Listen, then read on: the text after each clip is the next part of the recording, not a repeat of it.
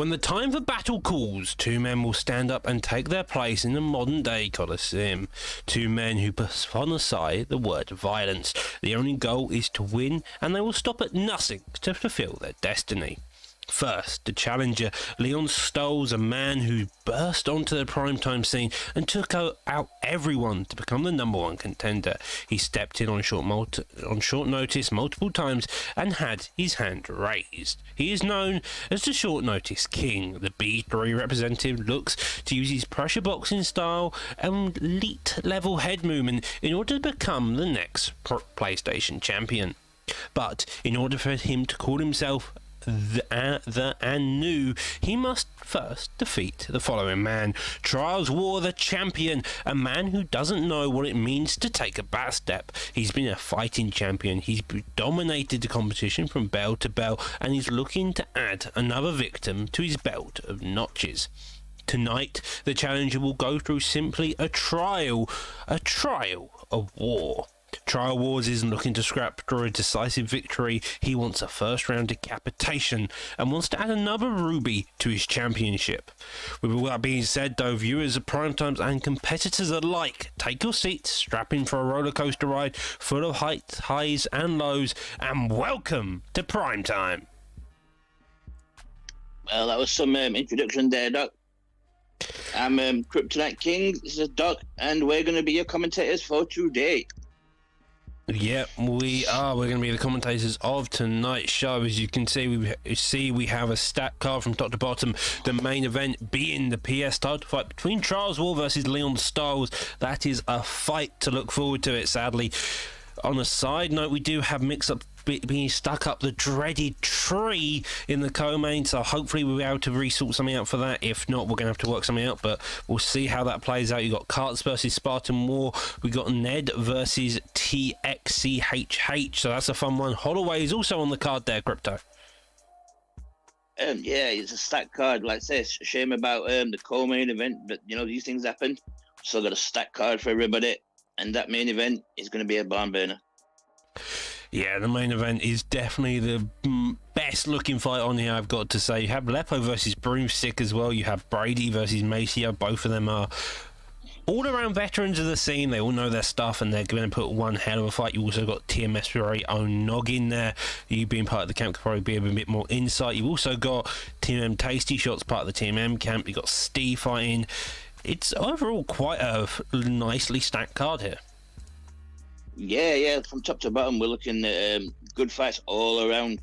Broomstick fight against Lepo should be a good one. Broomstick's coming off a good win against Chinsworth, and Lepo is always consistent. He's always there. He's always on the card, ready to fight. Steve's a name we've not seen for a while. He's going against a new guy, TFA Art of War. Yeah, Art of War, I believe he's a new addition to the TFA camp. So we'll see how he does. New additions, new people getting involved in the league. That's always what you want to be seeing, especially with camps like the TFA, AJS. I believe they've now gone, but I'm not particularly sure. I have to get that double confirmed. Those types of camps normally bring in a lot of the new faces, and a lot of the time they bring in some really well-adapted people. You have a lot of striking, not particularly in the grappling base, but you can always see there's hints of it across the board. However, let's lead straight into the first fight of the season. Dynamite versus Lilo. Dynamite being a former TFA member, if I'm not mistaken, now part of the TT camp, Team True. Lilo, I don't think is affiliated with the camp off the top of my head here, Crypto. I don't believe it is. I've heard of TT, but I believe it's a very new camp, so we'll see if the switch helps Dynamite get through this fight. Yeah, indeed. It's going to be interesting because it's always about the fact of how people really fight, how they adapt well in a camp, and sometimes it's a bit more aggressive, sometimes they end up building the confidence, sometimes they face opponents who are definitely an interesting character, to say the least. Here, though, we see Paul Felder versus George Masvidal. Well, that's a brave pick to be picking a Felder against Masvidal. We know Masvidal took that hit on his stats, but he didn't actually take any hits on his striking stats. That's the big thing. I mean, Felder's got the length, though. If you can kick and not get hit, maybe that's the idea here. You have got to remember, though, Masvidal has the kicks, he has the boxing, he has the striking, he has a lovely little side kick. You can also use Felder, on the other hand. Question mark kick that can be offered up, teeps. is if you keep it in tight with Felder, you do stand a good chance. It's just a case of if Masvidal wanted to push that pace first or not. Yeah, you've got to watch your P's and Q's with Masvidal, but if Felder can use that tie boxing, take out the legs, maybe take out the body, it could be a rough night for Masvidal. Lovely little strike there, does catch him, a bit aggressive on the punches. Jab straight does miss, the elbow comes in, three-piece combo fires back, and both of them seem to be still in the feeling out process, just trying to figure out that range here. Yeah, so Masvidal's walking the Felder down at the minute. Felder needs to try and establish him, get him to back up. I mean, he definitely established something with the three-piece. Major lunging out the way, tries to dig to the body. Lovely little fake there, and now comes back into center octagon. He's kind of playing the backstep game, which I think will work if the Masvidal keeps trying at this pace. If you look at the stamina as well, you can really see the massive difference. If Felder plays defensive, doesn't take as much damage, he probably stands to have a lot of success in this match. Yeah. I think what it looks like Felder's doing at the minute is taking a back step, then he's pivoting out to try and put Masvidal on the cage.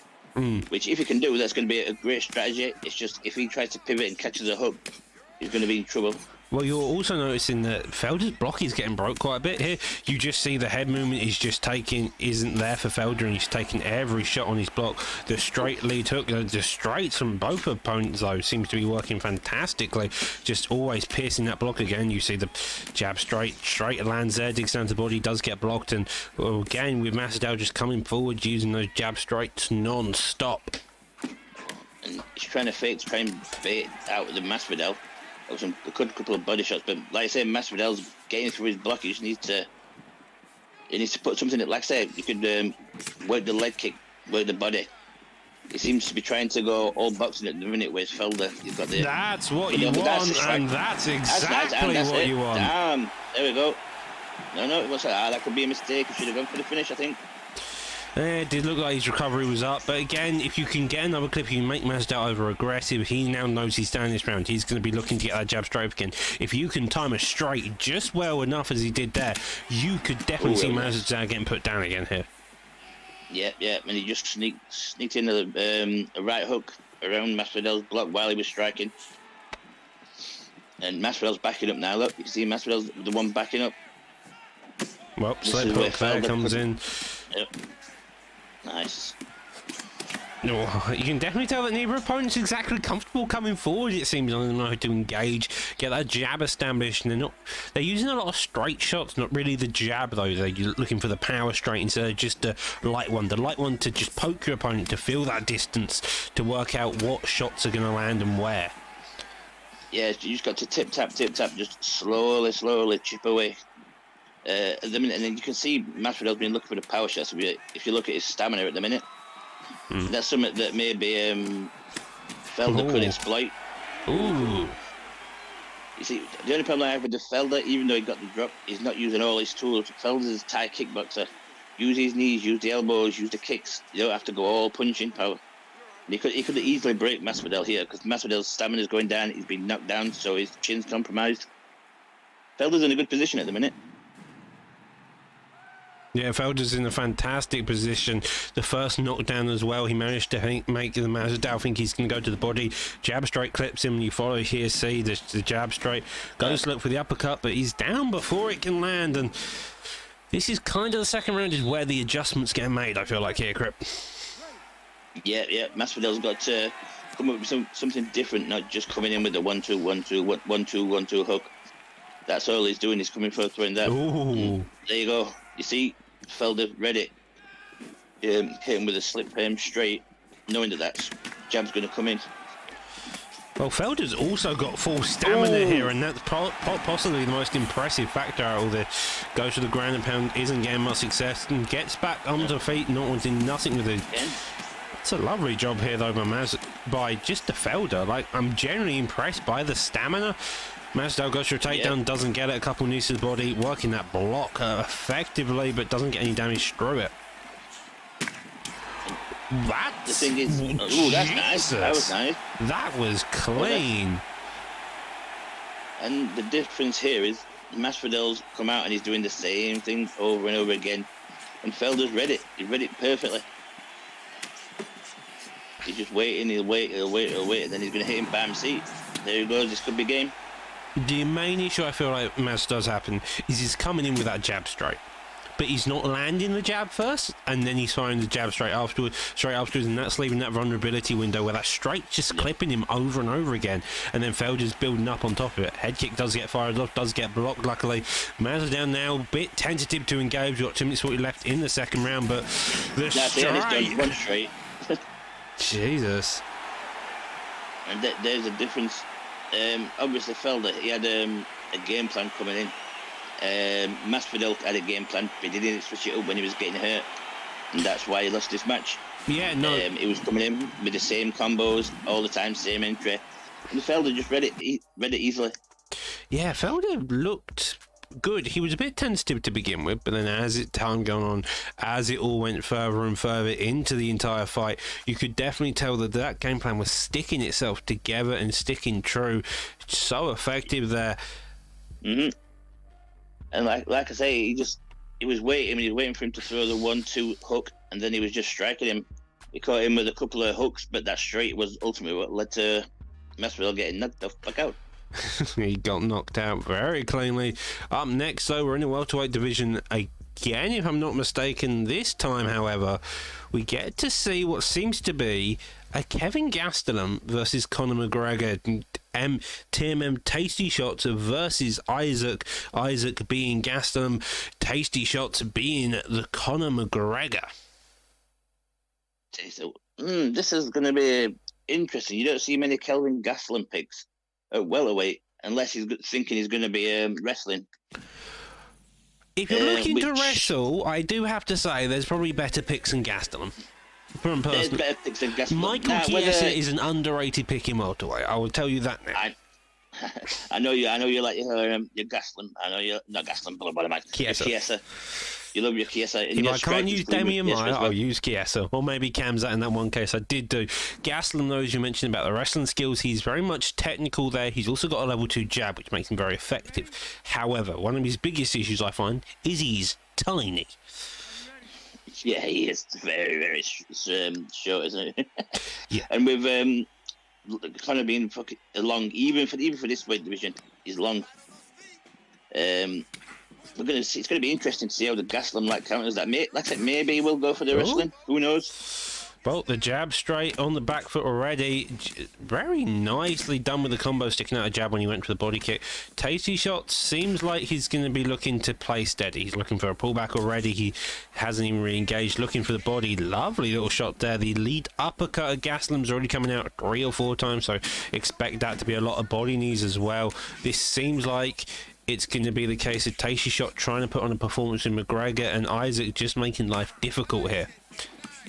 Yeah, it's looking like that. Ooh. Looking for this slip straight. It missed. Are we actually going to see a Gastelum? I genuinely thought, I was expecting a takedown within the first 2 minutes. And we're now 3 minutes into this fight, and Gastelum hasn't shot. He seems to be actually quite happy striking, and I wouldn't put it past him being able to outstrike the McGregor here. Like, he's got the technique. He's doing well so far. He's doing well so far with it. He just needs to keep it up. Keep the pace on McGregor, and quite possibly he could do this. But you have to watch out for Conor's power and speed. Even at welterweight, it's pretty much unmatched. And like I say, Gastelum. Oh, that was nice by the Gastelum. Well, the biggest... I feel that the Gastelum. I think it just feel like he needs to take him down, maybe work him up down there a little bit, then go for the strikes. Yeah, taking him down may be an effective method, but you also notice the footwork of McGregor. He's always just outside the pocket. If you notice, Gastelum tries to engage, and again, you see just outside the range. Lovely uppercut, though. It's very much the case of who's inside range, who's outside the range. And it's always the fact McGregor's so long because of that footwork as well. He isn't the longest fighter, but the straight's pretty long, and he added with the footwork, that makes life incredibly difficult to make sure you land your shots when he does not engage. That's right, yeah, that's right. Because he can be in and out when he wants to be, you see. With that footwork, he's getting in and out, and with his power and I will get my words out in a minute. When his power and his speed on his strikes, with him being able to come in and out, it's very, very hard for somebody to deal with. I think the only issue, that's a leg wrap. The Gastelum's legs hurt. Now he's going to have to switch stances. The only issue is his stamina, but Tasty Shot seems to be managing it pretty well so far. Yeah, he's doing pretty good from McGregor's stamina. We've definitely seen worse fight. We've seen more stamina. That was a bit stamina-inducing, but with 20 seconds left on the clock, the body health doesn't seem that badly done. The leg of Isaac seems to be a bit sketchy as you see it checked to the second time, and digging down to that body with the uppercut. Straight does land, and with that, that's a close to round one. That was a very close round. Gastelum looked like he was having the most success at the beginning, but McGregor, as it went on, was having a lot more success there, it seems, Grip. Yep, and he's taking out the leg of Gastelum, which is going to reduce his power and his ability to come in and out, which Gastelum's now got the best footwork as it is, so it's going to be an uphill battle from here. Like I say, we may have to wrestle him, but it depends whether the guy's actually a wrestler or not. Well, we've seen him shoot one takedown. He did shoot a low single, but whether that was accidental or not is yet to be found out.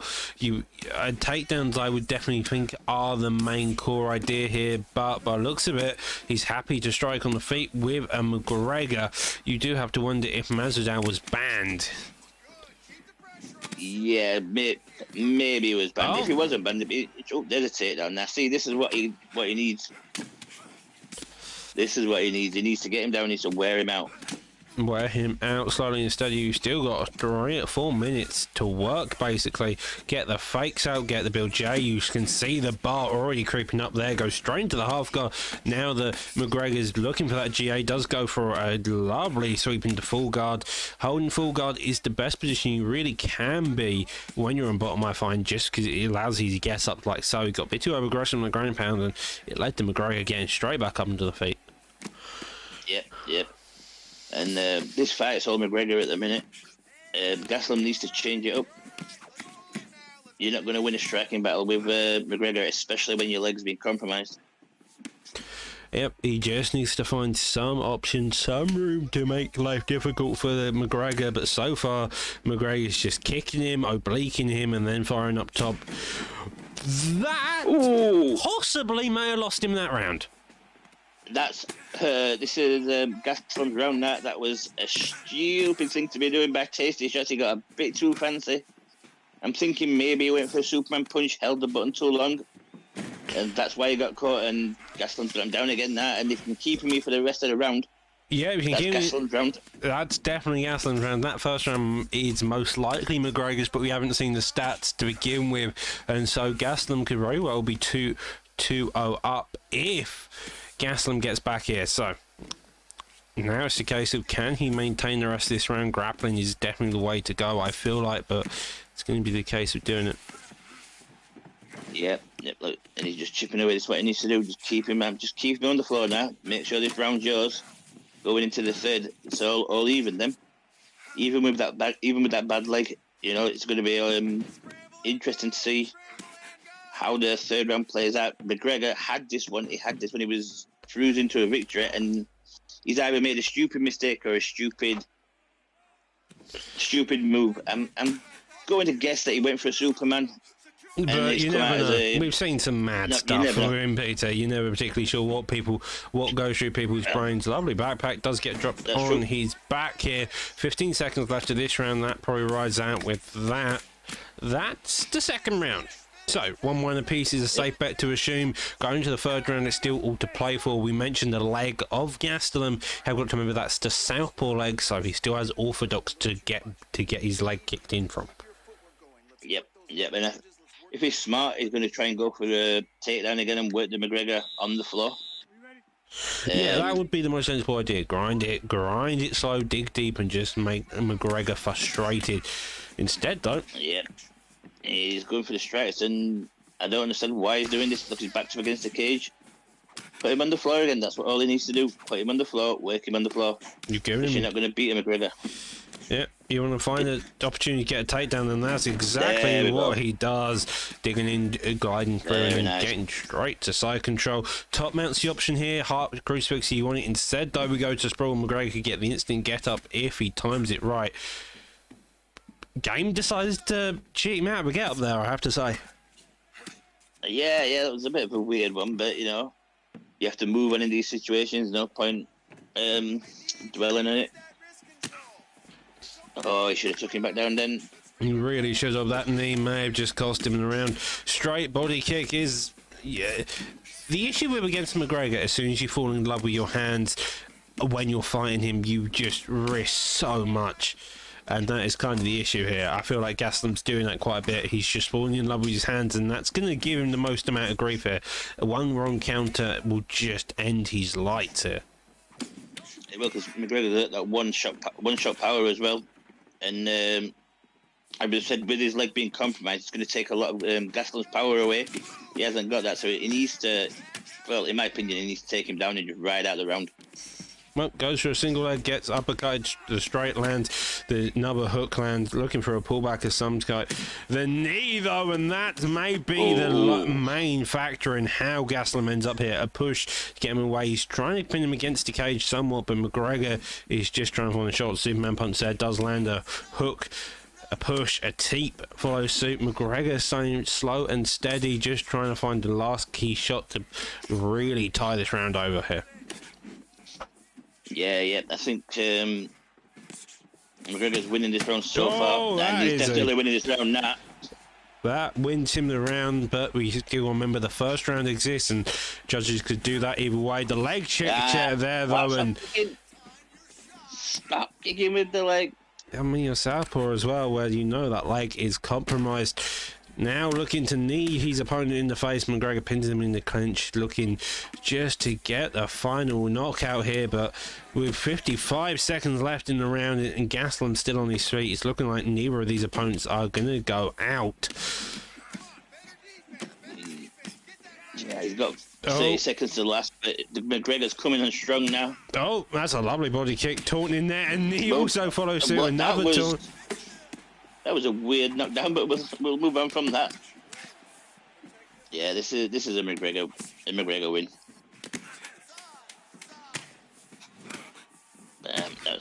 Oh, and knee elbow, another elbow, double up on the elbow, and an uppercut to really do the damage at the end. I mean, that was a little bit cheesy in my opinion, but you know, it was the end of the round. It did do no damage, so. And yep, the McGregor gets the win there. No, I think we all expected it, to be fair. Yeah, that McGregor definitely got the win. Fantastic job from the McGregor. Tasty shots, putting on the performance. He was very aggressive. He was calm. Even when he got down to the grappling, you made sure. And even after that interesting second round where he did land the Rolling Thunder, it turns out he didn't mind it at one bit. And so, I mean, I don't like I say, it could have been a mistake. You know what I mean? Who knows? You're never particularly sure. Up next, however, in the featherweight division, we now move back onto the Xbox side. Steve versus TFA Art of War. Both of these contenders are... Steve's a veteran. He's been playing this game a lot. He knows the game. He's been around since the beginning of prime time. On the other hand, we have Art of War, who's fairly new from my experience, just recently joined up with TFA. Featherweight division, you've got Emmett, you've got Yair, as you can see here. We've seen Steve come out against Bossman using Emmett. He did sadly lose, but to be fair, Bossman was banged to rights and nearly killed through the entire ordeal, only just narrowly surviving with an elbow just that clipped him and then he jumped, and that's how he got the finish. Yair Rodriguez has a lot better health stats. He's like a better Barboza all around, he just isn't as long. And so, will that play a massive factor in how Steve approaches this fight, or will Steve just look out and come to brawl is the question here. Just remember that Yair's power in his hands isn't particularly good. No. The thing is with Emmett, he's got a really, really sussy gas tank. He's good for about a round and a half, and he's got massive power. You can get him past that, and yeah, you've got a bit of trouble. Yeah. Trouble coming your way, and Yair's got that many kicks and different punches. Look at this! Look at my man out of Warrior. I mean, I was talking to him the other, yesterday, I believe, and I believe he's in the top 100. I could be wrong, but he's looking to put on a performance here. I mean, he's got some impressive boxing there already. You can just see it established. Steve's just trying to get a read on it, trying to figure out the windows to counter, because that's kind of the way you want to have striking. It's not sometimes about what you can put on, it's about what shots you can find to counter. It seems like Art of War is just playing a madman games here, looking for every shot in the book to land at 60 pace, and so I think we may be seeing an issue with Yair's cardio instead of Emmett's here. I mean, that's the way it's looking at the minute. But you've played Emmett. You know how fast his stamina can go down. I think Steve just needs to. You end up gassing out even when grappling with Emmett. Sometimes it's mental time. He's got hands power and hand speed per day with added to his height, but his cardio is definitely suspect to say the least. Just on a side note, this stream is their end, not ours, but as I say that, Steve just starts to put the pressure on here. Yep, Steve's looking. Like I say, he's a veteran here in prime time. Had a lot of fights, a lot of wins, a few losses, but you know he's always there. He's always in the fight. In fact, he's even been around before prime time was a thing, I believe. Back in the old IFL days. Back in the old IFL, it was called Guinness back there. So he's been around a long, long time. He knows what he's doing. And Art of War, I believe he's, like I say, I believe he's new to the whole comp scene, the whole camp scenes and stuff. But it looks like he knows his stuff. Yeah. Like I say, he's got really clean blocks in.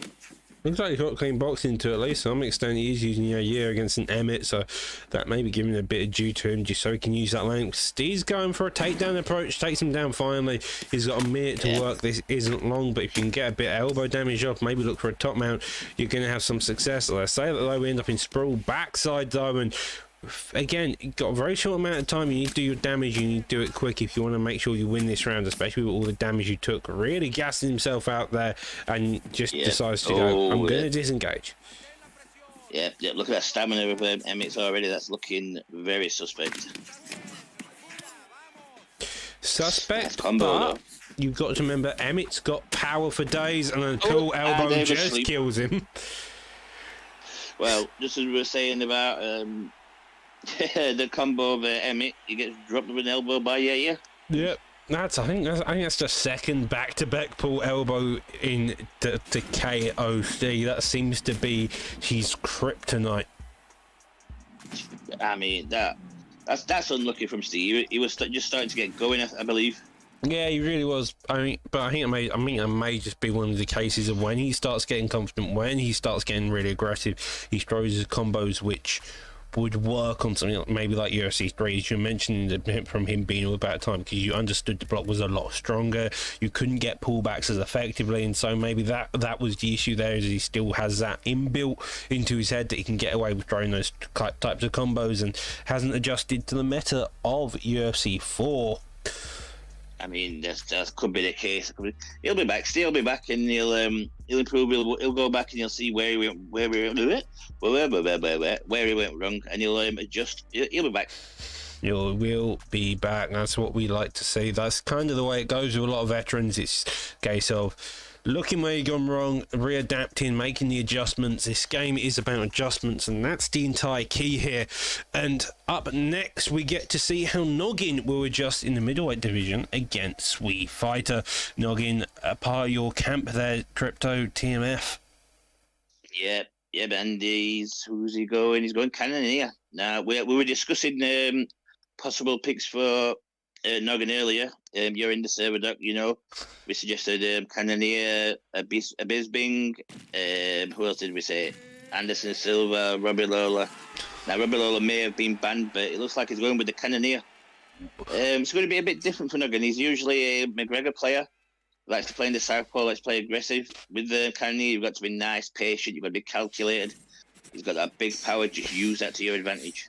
I mean, I personally always hold the opinion, middleweight is home of the 4-stars. If you want a good 4-star, you go to middleweight, anybody's an option. You can go from Brunson down to Sam Alvey. Like, they're all viable options. Kamzat and Cannonier probably being two of the most viable. Starts out with the leg kick. Maybe we get to see Cannonier on the ground would be probably the position you most expect to see. But so far, Flame is already playing very aggressively, swinging a bit. The first kick of Noggin really already missed, and seems like the head movement of Kamzat may be something to take note of in this fight. Yep, and he's going for a takedown. That's smart. That's a nice block from the takedown. Nice. And there you go. Noggin just needs to be calm. He needs to be patient. Don't rush. You can't rush with a Cannonier. With McGregor, you can kind of rush in. Cannonier, you need to be nice. You need to be patient. Pick your shots. He's got big power. Well, and it's only going to take a couple of leg kicks to take out Kamzat's leg. And Kamzat lands a beautiful takedown there, turning on the inside nice. Single. Now he's got the option to go to top mount, does get the knife and full, and this is where he wants to be looking for. Look for the top mount play, that aggressive game. Look to do the damage, especially with someone with Cannonier, because Cannonier has that power on the feet, so he can get that down. That's going to be the case. Noggin, on the other hand, is wanting to keep this slow, steady, wins the race on the ground, and looking for that full guard is going to definitely benefit him here. Yep, that's it. And like I say, he just needs to be patient. He's not in any trouble here. Kamzat's not doing any damage. He just needs to get his. That was a nice deny from the Kamzat though, and into side control. No, into side saddle, I believe. And he's going to try. But Noggin just needs to be patient. Just work your way back up, nice and easy and patient. There's no need to rush. Back mount. We're just going to sit here, I believe. Okay. Oh, there it is. This is trouble. This is trouble for Noggin. Noggin needs to get out of here. He's gonna get put to sleep if you don't be careful. That's it. Noggin just needs to get back to it. Oh, and a block. So what the Kamzat wants, if you want to make sure you can maintain position. He's already landed the top mount ground and pound. Now he's starting to dig down some more and lean straight into another hook. Couple of jab straights, and this is getting really tricky for Noggin. Noggin's got to find some way of doing it. Gets denied again, and Sweet. That's lovely. Deny on the posture up, does go for the half guard. His stamina's low, does give an easy posture up into the top mount if he's not careful, but seems to do it too late, and now we just see a bit of the ground and pound to start. We've got about 40 seconds left in this clock, and so far neither of them really have done much damage to really dictate which way this fight's still going to go. No, nobody's done any real significant damage. Maybe the Kamzat in the top mount has done the most significant. This is going to be his round, and that's a nice reversal from Noggin. And he's going to look. He's going to put some damage in himself. I thought he was going to stun straight back up, but giving the Kamzat a little bit of his own medicine. Seems so. Lovely job there. 13-3 significant strikes in the favour of Kamzat. That's definitely Kamzat's round, especially when you include the grappling and the general control time. Now, though, we enter into second round. This is the round of adjustments. This is where people make the biggest adjustments, make the biggest adaptations in their entire game plan, I feel like. Yep. Noggin needs to keep this on his feet. Now, Kamzat, you can just do what he did before, few strikes to take him down, but I think Noggin now needs to amp up the pressure just a little bit, and he's boxing. He's boxing with the Kamzat. Use some of your kicks. You don't need to just box all the time. Hit them legs. Slow him down. Well, one of the most interesting factors, which I find really interesting, whenever you look at someone's entire takedown game, is they want you on the front foot. They want you on the back foot, because as soon as you're on the back foot, it gives the takedown artist an easier time. So if you start putting the pressure on, if you start making them desperate for a shot because they've suddenly got pressure on them and they don't know how to deal with that on the feet, you're going to have a lot tougher time. As you can see, though, he was able to take a step back, re-engage, shoot that takedown, and that's where we got to here.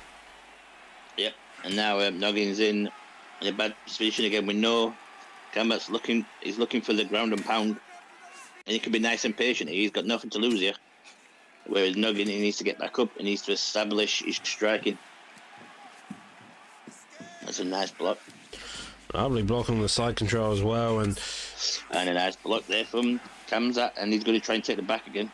Does get the back here. 2 minutes 40 left on the clock. Hamazat's looking to rain some heavy shots here and make sure that defense is tight. Does get a get up, Cannonier does, and now we're back onto the feet. He needs to start putting his pressure on. Establish that jab, establish the lead hook, make life difficult for the Khamzat, because otherwise he's going to keep messing about with you and then find opportunities for the takedowns. Yep. And he's going to try again. Nice block.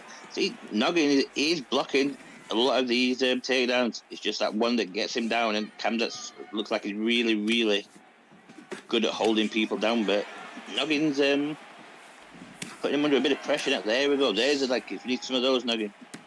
Some more of them leg kicks. That's Khamzat on the back. Nice. What Cannonier wants there. Fantastic job. Just landing a knockdown. Now it's the case of, as you can see, the pressure is on Khamzat. He needs to adjust, and this is where it gets a bit tricky for someone like him. Yep, and Noggin's been working that leg now as well. Like I say, it only takes a few of them Cannonier leg shots to hurt you. That'll slow down the Cannonier, make it hard for him to shoot, hard for him to strike. And it looks like Noggin's taking over a little bit here. Oh. That jab, the lead hook, you can just tell that every shot both of these men throw, their second shot is their power shot. Lovely takedown there, only 20 seconds. He's got to beat a knockdown, and a takedown definitely going to beat it with. And this seems like it's just Khamzat's safest bet. It's to just run down the round to be safe, to be secure. Yep. But that's got to be a Cannonier's round, so that's 1 round apiece. And the momentum, I feel, is in Noggin's favour after that big round and big knockdown. Yeah, a fantastic job, and both of them are just now getting onto the fight here, and this is going to be... Nice denial on the takedown again. He's working him. He's going to try and pin him against the cage again and just let rip the combo. Ooh, nice uppercut from Noggin. And it's a nice takedown from Khamzat. That's what he needed. It gets denied. Cannonier's got Noggin. Cannonier, he's got to let that stamina come back up and then try and get back to his feet. Yeah, and now Khamzat here to... He's going to look to go to full guard, maybe range some more strikes, and that's where his best damage, I feel. Ooh, nice reversal from Cannonier. That's nice. A lovely job, and now he needs to look for the get up. Does get the back taken. That is what you want to see if your Khamzat does go for the back seat. And both of these guys are transitioning like mad here. You have got the head held fairly low. I think Cannonier's going to need something big to really secure this round. He has got the second, so it's probably 1-1 apiece going into this, but from here on out, you just need to make sure that Cannonier has something to do. Ooh, nice. It's dragged down. He blocked the backpack attempt. Got dragged back down, and Khamzat blocks the reversal. And nice. That's nice from Noggin. And the Khamzat is stamina's low. And they both get back to their feet. He's going to drag him back down again. Yep, down he goes again. But does get the reversal, and that is big. Yep, now he's going to stand up. And that's because the Khamzat, he didn't look at his stamina there. That's how it was so easy for Noggin Cannonier to get that reversal. And now he's back where he wants to be, and Khamzat takes him down again.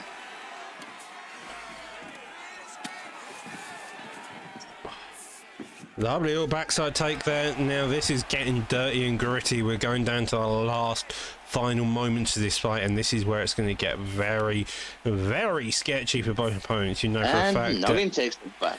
Yeah. Noggin, this is different from Noggin.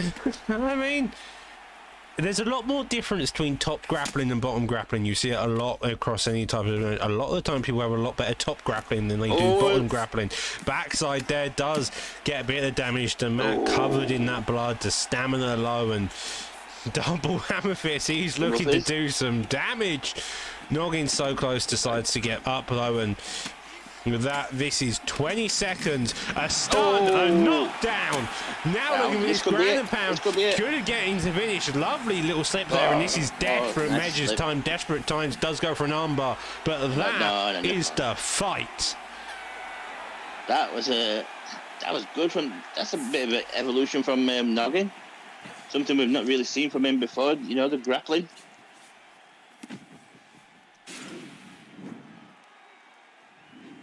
That's got to be Noggin's win, right? I would assume. Noggin takes the win. Most likely the first and the second and third round of those knockdowns. Let's see if we get a chance to look at the fight statistics. That was a fantastic fight, though. It definitely looked like the Khamzat was winning, but Noggin was able to land the power shots when needed, and those put on the pressure there. Yep, he definitely 29 adjusted well. 27 into one favour, 29-20, 29-28 in Noggin's favour as well. Interesting judges' scorecards, but fair dues all around. Don't know how you score the first round for Noggin personally, but the judges of UFC 4. Well, you know, somebody obviously paid off that judge. It definitely wasn't me. But somebody paid him off somehow. Someone paid him off. I do have to agree with that. Yeah, but that was definitely Khamzat's round, that first one. But Noggin came back, got a knockdown in both rounds. He did well. He did well there. Yep, did well indeed. Up next, we do have is a slight change from the original fight graphic. We have Clarky versus Clout. If not Clout, that's I believe the next fight. I could be wrong. TMF's Psycho. If I'm not mistaken, I'll have to get the TMF part double confirmed. That may be a misspoke part from me, Crypto. But without further ado, we are on the PlayStation side, and looks like these two are ready to get straight into it. Yep, let's get it on. Let's see what happens. Psycho, he's been in our server for a while. Doesn't really talk. So I don't know if he classed himself as TMF anymore, but we'll go with that. And we're in lightweight. Gilbert Burns. I believe Gilbert Burns is not allowed to be used. No, he's a fine pick. He's 4 stars in lightweight. But of course he is. Yep. He's 4 stars. Right. He's hell of a lot worse in lightweight. Personally, I wouldn't. He's a bit sketchy to use in welterweight, in my general opinion, just because of he's got no chin and no cardio. But it's viable. Now, though, here you see a Pettis coming along, and who knows? Who knows? This is going to be a one hell of a matchup. So you're going to have, I believe Burns still has the power, but I could be wrong in this weight division. You do have Anthony Pettis' general ability. Weird little thing there. We continue, and we go straight into this fight here. Yep. And this is going to be a case of Burns boxing versus the taekwondo of Anthony Pettis. Now, he could be using the Burns to take him down, but Pettis has got a good bottom game. He's got a real good bottom game and a good submission game. He's got the rubber guard. He's nothing to be sniffed at on the ground, but we'll see where this one takes us. Yeah, he's got both of them have got rubber guard, both of them have got full guard sweep as well, so both their bottom games are very effective. So people, when they want to take each other down, they're going to in for a fun time on bottom. Both of them are already getting established. A body kick gets fired off. The jab straight's already looking like they're going to be the main weapons of tonight's show. The leg kicks of Pettis also did a bit of damage very early on. Jab straight back, head kick nearly gets through, follow suit. Oh. They seem to be copying each other here. Yeah. You do a head kick, I'm going to do a head kick. You do a body straight, I'm going to do a body straight. In terms of kicks, I think Clarky, the pace, he needs to switch stances a few times, confuse the Burns, keep switching stances, go to the body with the power body kicks, because that'll take a lot of stamina off of the Burns. Listen to the man who managed to pull off 3 or 4 Showtime kicks in a single match with him, PT. That's probably the most suggestible. Well, you know, sometimes you just have to do it. It has to be done sometimes. But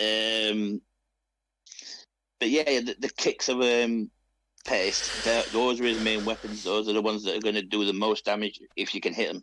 Well, Pettis is like double jabbing, triple jabbing, and then firing some random shot off the back foot afterwards. A lot of power shots, a lot of straights, a body kicks landing a few times. Those leg kicks are really starting to make themselves known to Burns' leg there, and Burns is trying to engage, but it just seems like Pettis is having a bit more success. But as I say that, he ends up towards the cage with Burns putting now the pressure on here. Yeah, he doesn't want to let Burns put this kind of pressure on him. He needs to be in the middle of the cage. He needs to be striking. He needs to get that distance. Use your kicks. That's a nice leg kick there. Yep, this fight seems to be about who's going to be leading the fight. Who's going to be leading the fight, who's going to be putting the pressure on the fight, and that so far is Pettis. He's trading a lot of the better shots. Lovely little counter there, but didn't get any damage off from it. Does get the hook though, and that counters big. Getting the knockdown, doing a little body damage. A minute 30 left on the clock. Pettis now does the trip, and we're down to the ground for the first time. And yep, this is going to be it's going to be interesting to see how Gilbert Burns adapts. He needs to do something now. Maybe even just like survive until the second round, then come out. New strategy. Yeah, new strategy, new something. Rubber guard though here, and he starts doing the body damage. However, gets straight back out of full guard, and Pettis seems like he's got the deniers all over the place here. Yeah, it seems like he knows what he's doing on the ground, but he decides to stand up, and he's back to work on them leg kicks. I just feel that the Pettis, he doesn't want to be in the pocket too long, you know. If you get stays in the pocket too long, you're playing into the boxing of Gilbert Burns. Well, you better stay on the outside, work the kicks, work the body, work the kicks, work the legs. Well, you see him from range. It's the same way we saw with the McGregor a couple of fights ago, using the footwork to make himself longer and shorter, and that's kind of what Pettis is doing, but he's using the footwork mixed with the kicks, which give him that bit of extra distance. It works the ability of Burns. As you saw there, though, that hook was the major factor in making sure he won that round. Yep. Burns mistimed a major lunge, and that ended up being his downfall for the first time of the evening. Yeah, that was it. It was I can't remember which match we was on about when they was trying to pivot out. I think it was the Felder match. That's what happens if you pivot and you get hit. You're going to get dropped very, very quickly. Yeah, especially you don't block correctly. Just wrong time can cause issues. Couple of side kicks there, gets converted to a knee as well. Slip off straight, a leg kick also gets fired. The jab lead hook, a jab. The jabs of Pettis are one of the most effective tools there. He's managing to keep that distance. He's managing to establish that range and then fire every power shot he can afterwards here as well, correct? Yeah, he's managing that distance really well. Burns needs to get in there. He needs to make it dirty. He needs to get in there, bit of some dirty boxing in. The Pettis is in full flow at the minute. He seems to be able to hit everything. He knows what he wants to do when he wants to do it, and it's all connecting. It's all landing. All connecting, all landing. That is exactly what you want it to be doing. Just go for a lead hook there, doesn't land. It comes up again. The jab straight tries to piece together. Does major lunge again out of it. Looks to. It's interesting. Pettis, I think, if Pettis stays patient, stays slow, he's going to just find his opening. Burns seems like he's going to accidentally get aggressive, just leave a window opportunity too much. It just seems like he's a bit too sloppy in some cases. Yeah, that's he's rushing. He's running because he's panicking. He knows he's losing this fight, and he doesn't know how to get back into it at the minute. He's tried to switch stances. He's trying everything, but the Pettis is keeping him honest with that jab. Yeah, man. He's going jab. Then he's going hook, jab kick, leg kick. And jabbing someone's face off. This is like the simple technique of doing it. You don't need a lot. You don't need very over-aggressive combos, especially at the higher the level you go, the more simplistic combos you get. It's just about establishing that jab. As soon as you got the jab working, you can get the other shots. And once you got those other shots, you can start mixing it between combos. Here you see the jab, the straight, the uppercut, lead hook, really making Burns feel under pressure. The stun was happened. The leg is now flashing, and with a minute 40 left in the second round, it looks like Pettis is just looking for the one final shot to really end the fight. Oh, nice. And that could have been it. The lead hook. And that's it. So that's a fantastic fight for Pettis. From damages to Burns. Burns was playing on the back foot for most of that fight. As soon as that second round happened, he was just struggling to gameplay, struggling to find any type of real damage to put onto Pettis. Yeah, that was it. As soon as Pettis got into that rhythm, into that flow, he knew that it was hurting him with that jab. It was all night for him, all night, that jab. And Burns just couldn't do anything about it. He just could do nothing. Like I said, jabbed his face off. Burns tried to get in there, tried to do a few different things, but nothing seemed to be working for him. Pettis just had it wrapped up. Yep, Hayes just seemed to wrap it up completely there. Now, if I'm not mistaken, I believe up next we have Lepo versus Broomstick in the bantamweight division. Just double check. Yep. Yep, these two are lobbied up and ready to go. By the looks of it, we're going to get an O'Malley versus Cody Garbrandt. Kind of the typical 4-star picks here, Kryptonite. Yeah, these are usually. I'm surprised. One of these guys hasn't been banned, but yeah, these are your 4-star picks. Generally speaking, O'Malley or Cody Garbrandt. Garbrandt's got the power. O'Malley's got the speed. He's got the length. He's got the kicks. Glass chin legs are weak versus glass shins. Glass shin and glass chin. We'll see which one gives up first. But the Cody Garbrandt's going to have to get in there, and he's going to have to try and make this a fight. He can't let O'Malley style on him from the back. I do feel like you're forgetting who's using Cody Garbrandt here. It's Lepo. Lepo's a madman. He's using Nick Diaz on the daily, and so I doubt Cody Garbrandt's actually a better pick for him than Nick Diaz. Broomstick, on the other hand, known for his kickboxing. Both of these are veteran fighters, so both of them know how to make adjustments, know how to fight, and by the seems of it, Lepo is just happy to put on the pace already. Oh, good Lord. There he goes. And like you said, Lepo's a madman. He'll come forward. He wants to put the pressure on you, wants to put the pace, and he's doing that straight away. This could be game already, you know? Yeah, it could be indeed. Lovely job there. Nearly putting on the pressure, and Broomstick survived that one, but for how long? That's the question when fighting at Cody. It's how long can either Cody put on the pressure and before he loses his chin, or how long until you die by the power of Cody. So far though, Lepo's having success on the ground. He easily transitioned from full guards to half guard side control. Did get put back into the full guard now though, and O'Malley needs to maintain his full guard, maintain the full guard, then build upwards a bit and start making openings to really get the get up to then start having the success on the feet you want. Yeah, that's it. He needs to, like in the last fight, he needs to establish his jab, like the Pettis did in the last fight. Keep Lepo back, keep him away so he can't get in, he can't land these combos. In a minute, though, this is all Lepo's fight, you know? Yeah, well, the biggest thing that O'Malley has over Cody Garbrandt currently is that jab straight, is the kickboxing. And how do you do that? As you mentioned, establish a jab. If you establish a jab, you can establish that straight. And if you got that jab straight established, you can build the kicks around it. Instead though, Broomstick just goes all out, empties the gas tank and goes, okay, I'm going to kick your face in. I'm going to punch your face in, sorry. Cartwheel kick. For a cartwheel kick. Yeah. Why not, I suppose? Can't go wrong with cartwheel takedown. Does happen again. Lepo shooting for his life, it seems. He does not want any part of the get-up stand-up game, even though he's already got a knockdown, so it's going to be a weird old time here for Broom. Yeah, and Broomstick just needs to ride this round out. Lepo's won this with ease, to be fair. I need to get to the second round and this could be. This could be bad. Be really dangerous for Broomstick here. You've got good ping. You've got Gilly, which in the sprawl position, which is arguably one of the strongest subs in this game, which aren't banned. It's very effective, but so far Broom looks like he's going to be able to get out of it. But will Lepo be able to get into the third stage and maintain a top mount position? He doesn't. Broomstick still now on top. Does go into north-south, and lovely job there by Lepo, just making sure to really maintain that top position. Yeah, he's just going to try and take some of that stamina off, hitting that body. And Broomstick goes into the half guard. He's going to put some damage in here. You might as well just empty it.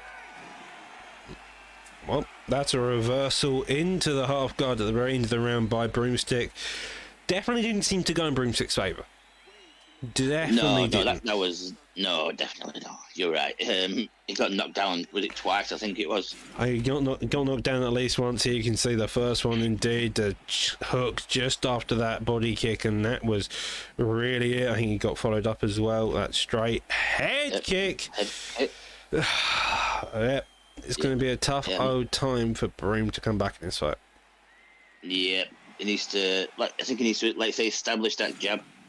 Keep Lepo back, because Lepo at the minute he's just going forward, launching shots, putting under pressure like he wants to. Look, there he goes again. They try and force him back to the cage where the length of O'Malley don't come into consideration. Hook straight does land again, and a couple of leg kicks knocked down him on the ground. We see a hip toss, doesn't get it, and now we're back on the feet again. Lepo's really inclined to grapple. Understandably why Cody doesn't have the best chin, but he's had a lot of success on the feet, so logically you'd also want to keep it on the feet, but hey ho, to each their own here. Yep. It's like that. Lepo has been around a long time. He knows what he's doing. He knows what he wants to do. And it's working for him at the minute because he's winning this fight. Broomstick's trying to come back into it now. But as you can see, Lepo's looking to chop those legs now. Well, it's interesting that Cody seems to be wanting the kickboxing, and O'Malley's kind of wants to do the same. If I'm O'Malley, I'm using my boxing. That's what I'm doing. I'm establishing that jab. I'm using that fantastic jab straight at his and just making you pay every time you enter anywhere into my range. Because that jab, that straight, has the stunning power, and you can just build off it with the lead hooks, and you can just make your opponent really pay for being in that pocket if you time it right. An overhand lands there, though, Kryptonite. Oh, yeah, O'Malley's got the same jab straight as McGregor, I believe. Same posture. Same posture, same jab straight. You just need to establish. There you go. That's what you need. That's what Broomstick needed. That's what you want with your Broomstick, working through the block and getting the stun. As you can see, the boxing of O'Malley flows cleanly if you can just get it to land cleanly. There you go. And that's what he's doing. He's poking that jab out, and he's poking that jab, and then he's attacking. Yeah. Is Lepo going to try to take him down? No, goes for flying knee. Lepo does try. Yeah, but there he goes. He's got it. He's got the takedown. End up in the sprawl position though. Lepo could just go for the back take. Instead though, guesses an eye here. Could see a giddy attempt. It's a fair game. Instead though, doesn't. A minute 30 left on the clock. It's a long time to do with damage to the body, but if he doesn't move, the ref will stand him up. Here we see though the half guard top mount does try but doesn't get it, and now we're looking for a interesting get up. Yeah, I didn't expect him to get that, but nice cartwheel kick from Lepo. That nice was slipper. nice. If you followed that with an elbow, that probably would have been it. I feel like the hook, not the best counter in the world. The hook, so a head kick maybe comes out like a uppercut, lead hook, head kick may just be the combo to knock Lepo's lights out if he's not careful. And Broomstick's come out. He's adjusted really well from that first round. The only issue is a gas tank. Yeah, the tank's going down low. He's going to have about another good half round in him, and then Lepo is going to be able to put that pressure on him without any comeback. So I think Broomstick needs to get in there. He needs to finish this fight, basically. Now the question was that Lepo's? Was that Broomstick's round? Like, I'm not sure, because I feel like Lepo did enough with Cody Garbrandt to do a lot of power there. It looked like no, okay. No, look, the stats definitely indicate to be O'Malley. Yeah, I'd say O'Malley. He got the 2 stuns. I bet he gets stunned straight away. This is not what Broomstick wanted. That is exactly what you wanted. Your Lepo, though, looking for the ground and pound here, and so close to getting finished, and he does so. Very nice from Lepo. That was a hell of a fight by both of them. Broomstick had a lot of not success. He had a lot of difficulty in the first round, came back in the second. That gas tank had varying issues, and in that third round, Lepo put the final nail in the coffin and got the win. Yep. Interesting because the second round, Broomstick needed to come out. He needed to establish something, And then the third round, Lepo had to come out and he had to establish something, and they both did that. Unlucky for Broomstick, he got the knockout, did Lepo, but that was a great fight, back and forth by both men. That was a great fight indeed. It was just a case of they're veterans of the style, so they know how to go back and forth. And talking about veterans of the game, joining us in the booth now is Cyrus Deloney as well. So we've now got both co-owners in the commentary booth for once. This guy. This What is guy. going on, my guys? What's going on? How you doing, Crypto, my man? How you doing? Sorry I'm to be a all little good, bit late, guys, but I was watching you do your work from afar, and been some sick ass fights so far. So I'm happy to get into it. We've come in at the right time as well. I feel. Is this not the featured fight of the It prelim? is the featured fight of the prelims. Slight correction to the graphic. Top Striking sadly got stuck up a tree, so instead we have iClout filling in. Very nice. iCloud, man, he's been a while since we've seen him on the scene, Crypto. iCloud, obviously, took a little bit of a break away. A veteran, though, he's been around for a good old while on the PlayStation side. After that break, it'll be interesting to see what kind of adjustments he's made and, what he's going to do coming into this Season 3. Yeah, it's going to be very interesting to see how he's developed his striking, how he's developed his whole game. To be fair, see if he's bringing anything new. See, he took a break, but did he take a break from the game? That's the thing. If he just took a break from, may have just took a break. I'm going to say words in a minute. May have just took a break from competing in leagues. Yeah. So it all depends whether he took a break from the game or whether he took a break from just competing. We're going to see here. And we've got a Dustin Poirier. I believe Chang Sung Jung is 4.5 stars. Yes, sir. I mean, Korean Zombie up against Dustin Poirier by the looks of things. I will say that Clout, I know that he took a little bit of a break overall, but he's been training and looking for a lot of fresh bodies to kind of get the work in with Doc. I seen him reaching out on Twitter very, very recently to the likes of Tadpole, the fellow commentator and legend within Primetime MMA. So he may have been working on those hands with heat-seeking intentions, so I expect him to come out the gates very, very quickly here this evening. Oh, you would have to hope so. Tadpole is known for his striking ability, fantastic foot ground all around, so he's been training with someone like that. You expect the Poirier to really put on the pressure.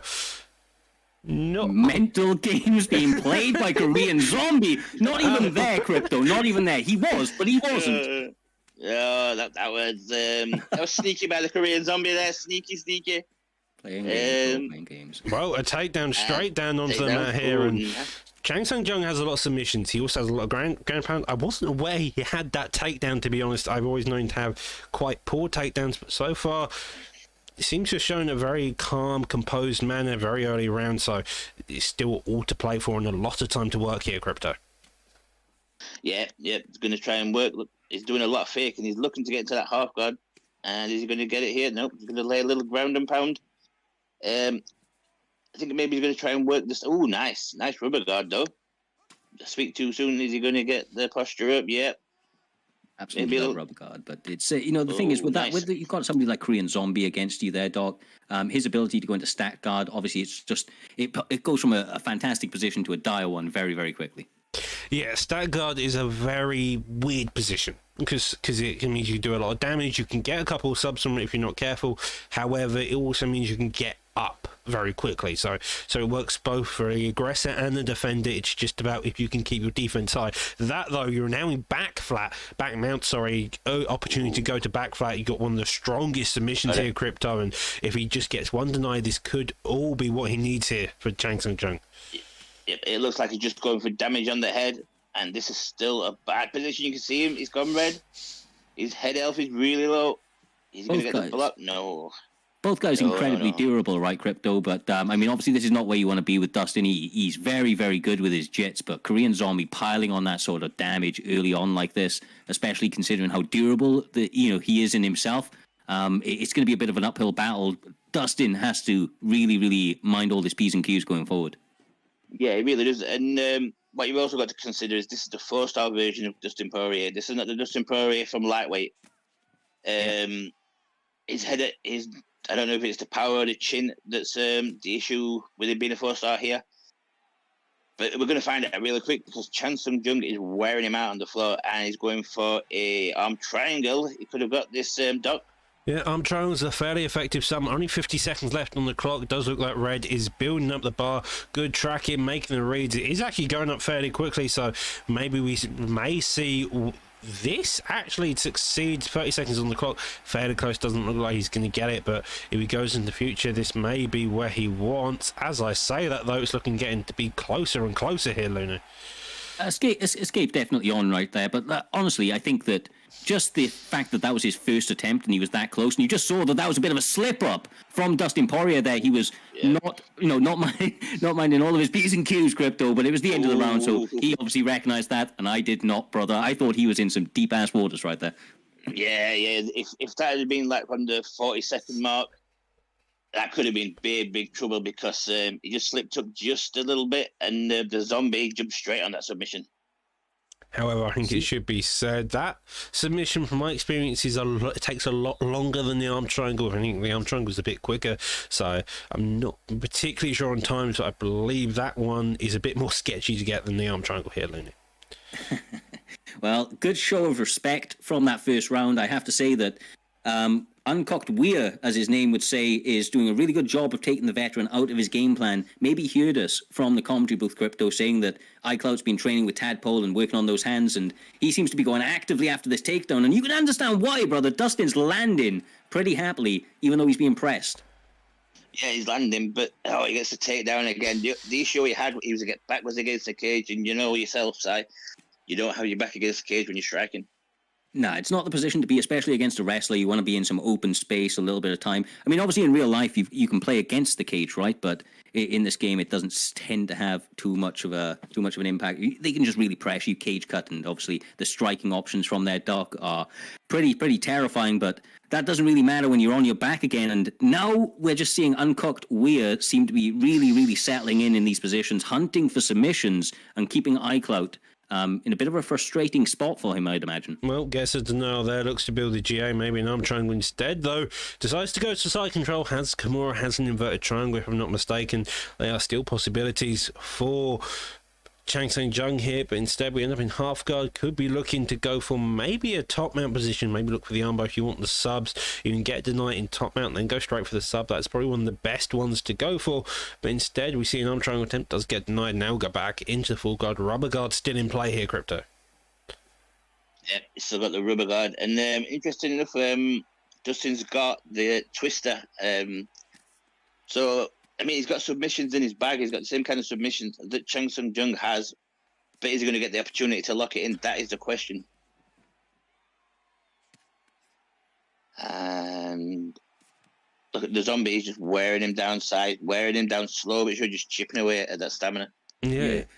And just to, I just want to point this out for a second, because I noticed a couple. I was reading back in the chat, and Doc, correct me if I'm wrong. Korean Zombie is now actually just 4 stars, right? He's no longer 4.5.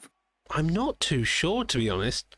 I think he is, bro. I think he's now down to 4 stars. I vaguely remember fighting the likes of Chinsworth, that I'm sure is in the background now, who likes to use him a lot, but I could be wrong. We'll get that answer. I think that this is a 4-star v 4-star. I hope so. And there is iCloud sleeping Korean Zombie. How you come back? Jesus, putting his pressure on Chang Sung Jung's chin. Only just survived. 40 seconds left on the clock. Half guard position now. Could go for the easy ground pound. Look for that finish, because you know for a fact Chang Sung Jung is hurt. Does get denied, luckily. But that is a hell of a way to change pace in this fight. He said, Doc Crypt, I was reading in the chat, right? I had a little ad from iCloud. I don't know if it was in between rounds or what, but going, at Cyrus Looney, I am back, baby. And my God, he was back right then, just landing hands better than we've ever seen them. God damn it, iCloud, bringing the action when he can, man, because let's be honest, Korean Zombie in on those hips, making it a dangerous and dirty fight for the most part, really taking Dustin out of his game. He did, but that uppercut, then the overhand, I thought that was it. I thought that was game over then. That should have been game over. That was a hell of an overhand. He was flat on his back. He even had to turn him over to then start pounding his face in more. Poirier has got full stamina. We're in the 3rd round. Chan Sung Jung is desperate for that takedown. He's down probably a round because of that knockdown, and now it's the case of, can Poirier put on this pressure, make Chan Sung desperate for that takedown, make him make a mistake because of it, and then counter like he did there with an uppercut and overhand combo. Crypto, me and you have trained a lot in the past, man, just for these types of situations, right? When you've had somebody in on your ankles, when they've been shooting, and I think that Clout is doing his damn thing, taunting right now, trying to get in his opponent's mind, and when he wants to, he can go balls to the wall, my man. That stamina is there for days. He's got the stamina.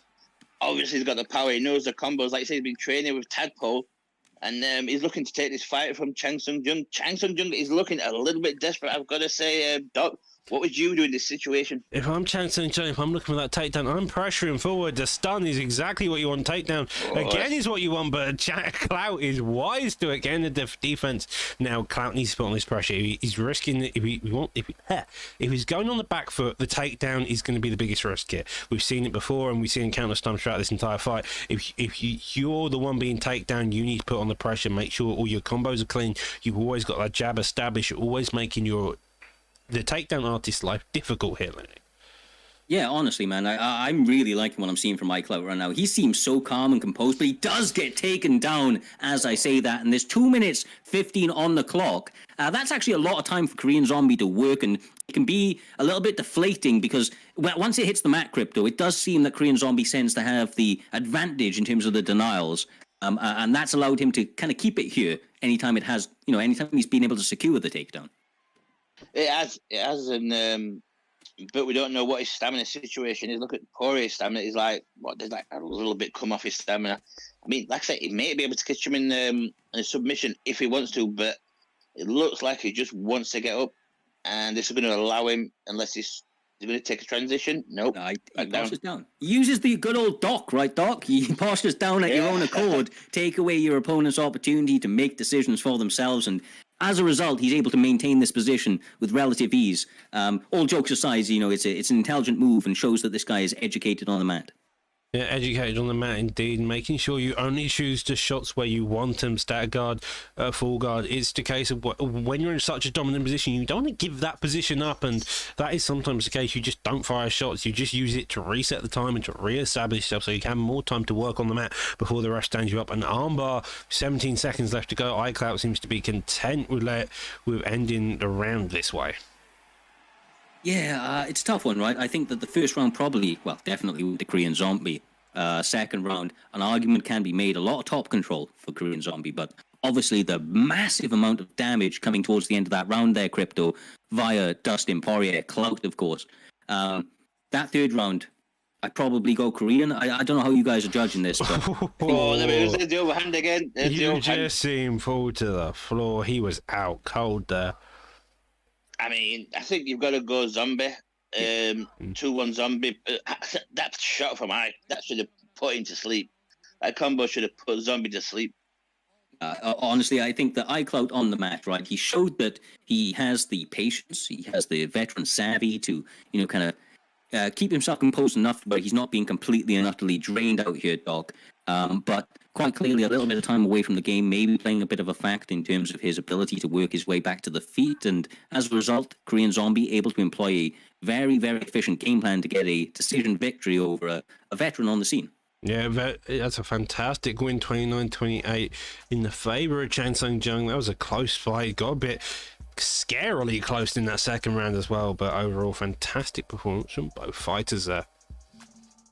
That was a good comeback fight though for iCloud. It shows that he's still got the hands, and you can't sleep on him, and he can just hit something big out of nowhere.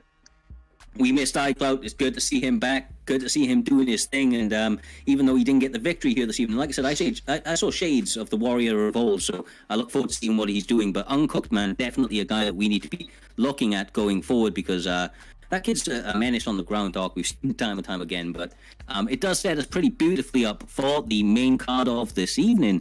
And we've got a few fights to go. We've got Brady up against Maceo? Is that EK Maceo or Maceo there, Doc? EK Maceo, I believe both of these opponents called out. We do have Holloway versus Warbsy as well. T4H Holloway, and known as well competitive. Very good fighter overall, fighting the veteran like Warbsy. That's a fun one. Of course, you also have Big Balls Ned, who... It's Ned. Everyone loves Ned. There's no words to it. Then you also got Karts versus Spartan. You do have Dirty Dave versus, I believe we have AJ Scott filling in for mix-up. Sadly, he got stuck up a tree. And then, of course, we have our main event of this evening of Trials War versus Leon Stoles for our PS title fight. A beautiful rundown of the fights ahead of us. Make sure, though, guys, as the seconds are ticking down, to get your votes in on this fight and every other one ahead of you. You've got Ike Masio up against Brady. Currently, Brady's got a lot of the fanfare going for him. 1,000 points in his favor. Not too many biddies on Masio yet, but maybe they're sleeping on him. This man's a Cub Swanson fanatic, much like myself. Crypto, he understands the art of beautiful destruction. Feels like he's got the skills to outwit Brady here this evening, and I think it's making for a beautiful, beautiful start to this main card. I mean, he's definitely got the skill to pay the bills. You know, I know he loves a Cub Swanson, you love a Cub Swanson, but we're in the heavyweight division, and maybe people are sleeping on him. So get them points put on him. You might be able to make some good cheddar. Get those points in, get those. It's going to be close. It's going to be. It's not going to be as one-sided as the voting says. And you might be able to just get an upset win here and get yourself a lot of points. So get them votes in. Can you break down the fight for us, Doc? Well, you have Jon Jones, a man who has a lot of power. I say that. He doesn't have a lot of power. He has cardio for days, he has a chin for days, he has grappling, he has kicks. Overeem, this style of Overeem, this is prime Overeem, so he's a better chin than his original counterpart. He can knee you in the clinch for days, he has switch kicks, he's a generally good kickboxer. So, it's kind of the case of you've got a kickboxer versus a grappler. However, Jones does have the benefit of being able to kick quite effectively. His boxing, though, there's a lot to be desired here, Looney. Yeah, and honestly, Masio, playing with the likes of Cub Swanson, that's an area of his game that's definitely going to be flushed out. But like you said, a more kickboxing approach, I would imagine, with Alistair Overeem. And I think you undersold it a little bit. This is not just any old Alistair Overeem. This is Ubereem. This is horse meat Overeem, right? This guy is going to come forward, juice to the gills. And as you can see already, Masio trying to put on a bit of pressure up against the cage with Jon Jones here, Crypto, taking away some of that range and obviously that kind of, deceiving striking that he can have. There's a lot of unorthodox strikes. Yeah, there's a lot of unorthodox strikes. The one thing I will say though is if I'm the Overeem, I'm working those legs of Jon Jones. He's got weak legs. If I'm fighting Jon Jones in ranked or anywhere else, I'm going for those legs straight away. Take away what little power he has. Because I believe he's got like an 86 leg strength, and Overeem is going to have that power in those legs. If you can take his legs early, this is going to be a very, very hard fight for Brady, Doc. Yeah, if he does work the legs early, it just decreases the overall general power of Jon Jones, and that's kind of what you want. Jon Jones, on the other hand, is going to want to keep the distance, use his long length, use the teeps, make sure that he isn't pressured against the cage like he currently is, because this is kind of where he loses. If you're pressured when you don't have the ability to use movement against someone like Maceo's striking capabilities, then you're going to have a very difficult time here, Looney. Yeah, no, for certain, man. This is a little bit more like it for him. Not that Alistair Overeem is any slouch on the mat by any stretch, but Jon Jones going to have an advantage in the grappling department here, Crypto. And if he can maybe get Alistair Overeem down, challenge that chin a little bit and take a little bit of the luster out some of the shots that he's throwing out there, this could pay dividends over the course of the next, 10, 12 minutes of this fight. Yep, this is a smart move by Brady, trying to wear him out on the floor, try and get a bit of that stamina, a bit of that power out of him, because I believe this version of Overeem, this Ubereem, is going for it. No. He's got some mad power. He's got those, let it go. He's got some big power, and that could cause a lot of trouble for Jon Jones, especially if he starts landing those kicks on him. Well, nice. Back flat now, brother. These little shots, they're blocked very, very well. Ike Masio obviously training with some absolute killers on the mat. Many names, too many to mention there, Doc, but this is still not a great spot to be in Brady's game as anybody on the mat, and as you can see him trying to flatten his opponent out a number of times here, it doesn't really matter because it challenges the stamina, it challenges the chin, and ultimately each second is taken away to a victory for yourself. Yeah, it's just lovely job there by Macio, making sure his defense is fairly well adapted. But again, Brady seems to have more success on the ground, and Macio seems to have more effectiveness on the feet at the beginning of the round, and I'm not particularly sure when in this here without the clinch, and this is where it could all change. We know Overeem's power is just ridiculous, the knees, the elbows, and so if we get to see a couple of them being fired out Overeem, that could be it for Jon Jones. mean, that front kick got turned into a knee, maybe just keeping John Jones away from a little bit of a chip damage on that chin. I have to say, both guys approaching this relatively well here, Crypt. Obviously, differing game plans, right? But I think that there are subtle adjustments from both corners that can be made that can have massive, massive effects in this fight. It's just about who can get there first. Yeah, I think we need to see more kicks from Overeem, more kicks to the body, more kicks to the leg. Try and stop a little bit of that momentum that Brady had from taking him down. He's going to think twice before he tries to take him down if he's got a damaged leg or his stamina is low. For Brady, I think he needs to employ more of that wrestling, but he needs to be more aggressive with it when he's on the floor. Try and put some more of that damage in. He got a lot of damage when he backflatted him, but that was about it, really. He bailed on a rear naked choke, I believe it was. Oh, that was a nice shot. That was a nice shot, Looney. Lovely job there. That head movement, just keeping himself in that fight there, Looney. Lovely, good recovery overall, but it still seems like Overeem has got all the power in the world and all the time to really put the pressure on. Yeah, honestly, I was thinking to myself at the moment before that shot landed, I was like, God damn, Brady's looking good right now, starting to mix in some of the lunging strikes, really, really picking his shots. Single shots, high variance. That's what you want. Oh, nice. Putting the pressure on, looking for the ground and pound finish. The defense just saying high catches both kicks, gets but Brady is gassed as well. If Overeem comes in aggressive, he could always try and get a body stun. Although it seems like both of them have just took time to recover.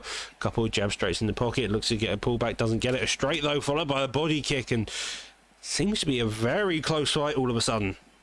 Yeah, I mean, I ain't going to lie to you. This fight's got me on my feet. I am hyped, and I'm waiting for who's going to land that finishing blow. Because honestly, I see it coming, Crypto. I see it coming, my man. They're feinting each other. They're getting leads. And he takes him down to the ground. The question is, how much stamina does the Jones have? We can't see it. But at the minute, this fight, he's got knocked down, he's got stunned.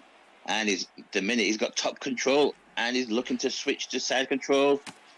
And what does Macchio do from here, Looney? He's on his back, he's down. What's he going to do? A little bit of GA, brother. Take your time. And this is a little bit easier said than done because there's only a minute 30 on the round, but moving actively when somebody against Brady, who is quite clearly getting their denials off here this evening, Doc, is just going to really lead you to be in a worse position come that third round. Every round starts standing, so don't rush it. Take your time. There's only a minute left. Come into that next round game. We're in back flat now, and this could be Overeem's chin's working. Does get back out of it. Could go to the top mount. Could go to half guard. Got to be wary of it. Decides top mounts is the better option. He had quite good defense there, but Brady ends up here now looking to rain down this ground and pound aggressively. Maceo just catching the strikes. Couple of straights land there, and that leads to the head being half health here, Crypto. Yeah, and it's getting a bit sketchy for Maceo here. He needs to do something big.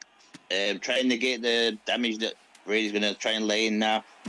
Try and make it to the third round and try to keep it on the feet. Again, like I say, work some of those kicks in. I really think he needs to work some kicks, work the legs. He should have done it a little bit earlier in the fight. Then again, it's easier said than done, Doc, when you're talking about it and actually being there, actually fighting. Yeah, the kicks are one of the most, like you see here, that's the reason you don't go for a kick. He landed a kick, got clipped with no hand, and that is arguably the best reason not to. Although Brady comes back with a knockdown, I think that puts him 2 rounds up, I want to say, maybe.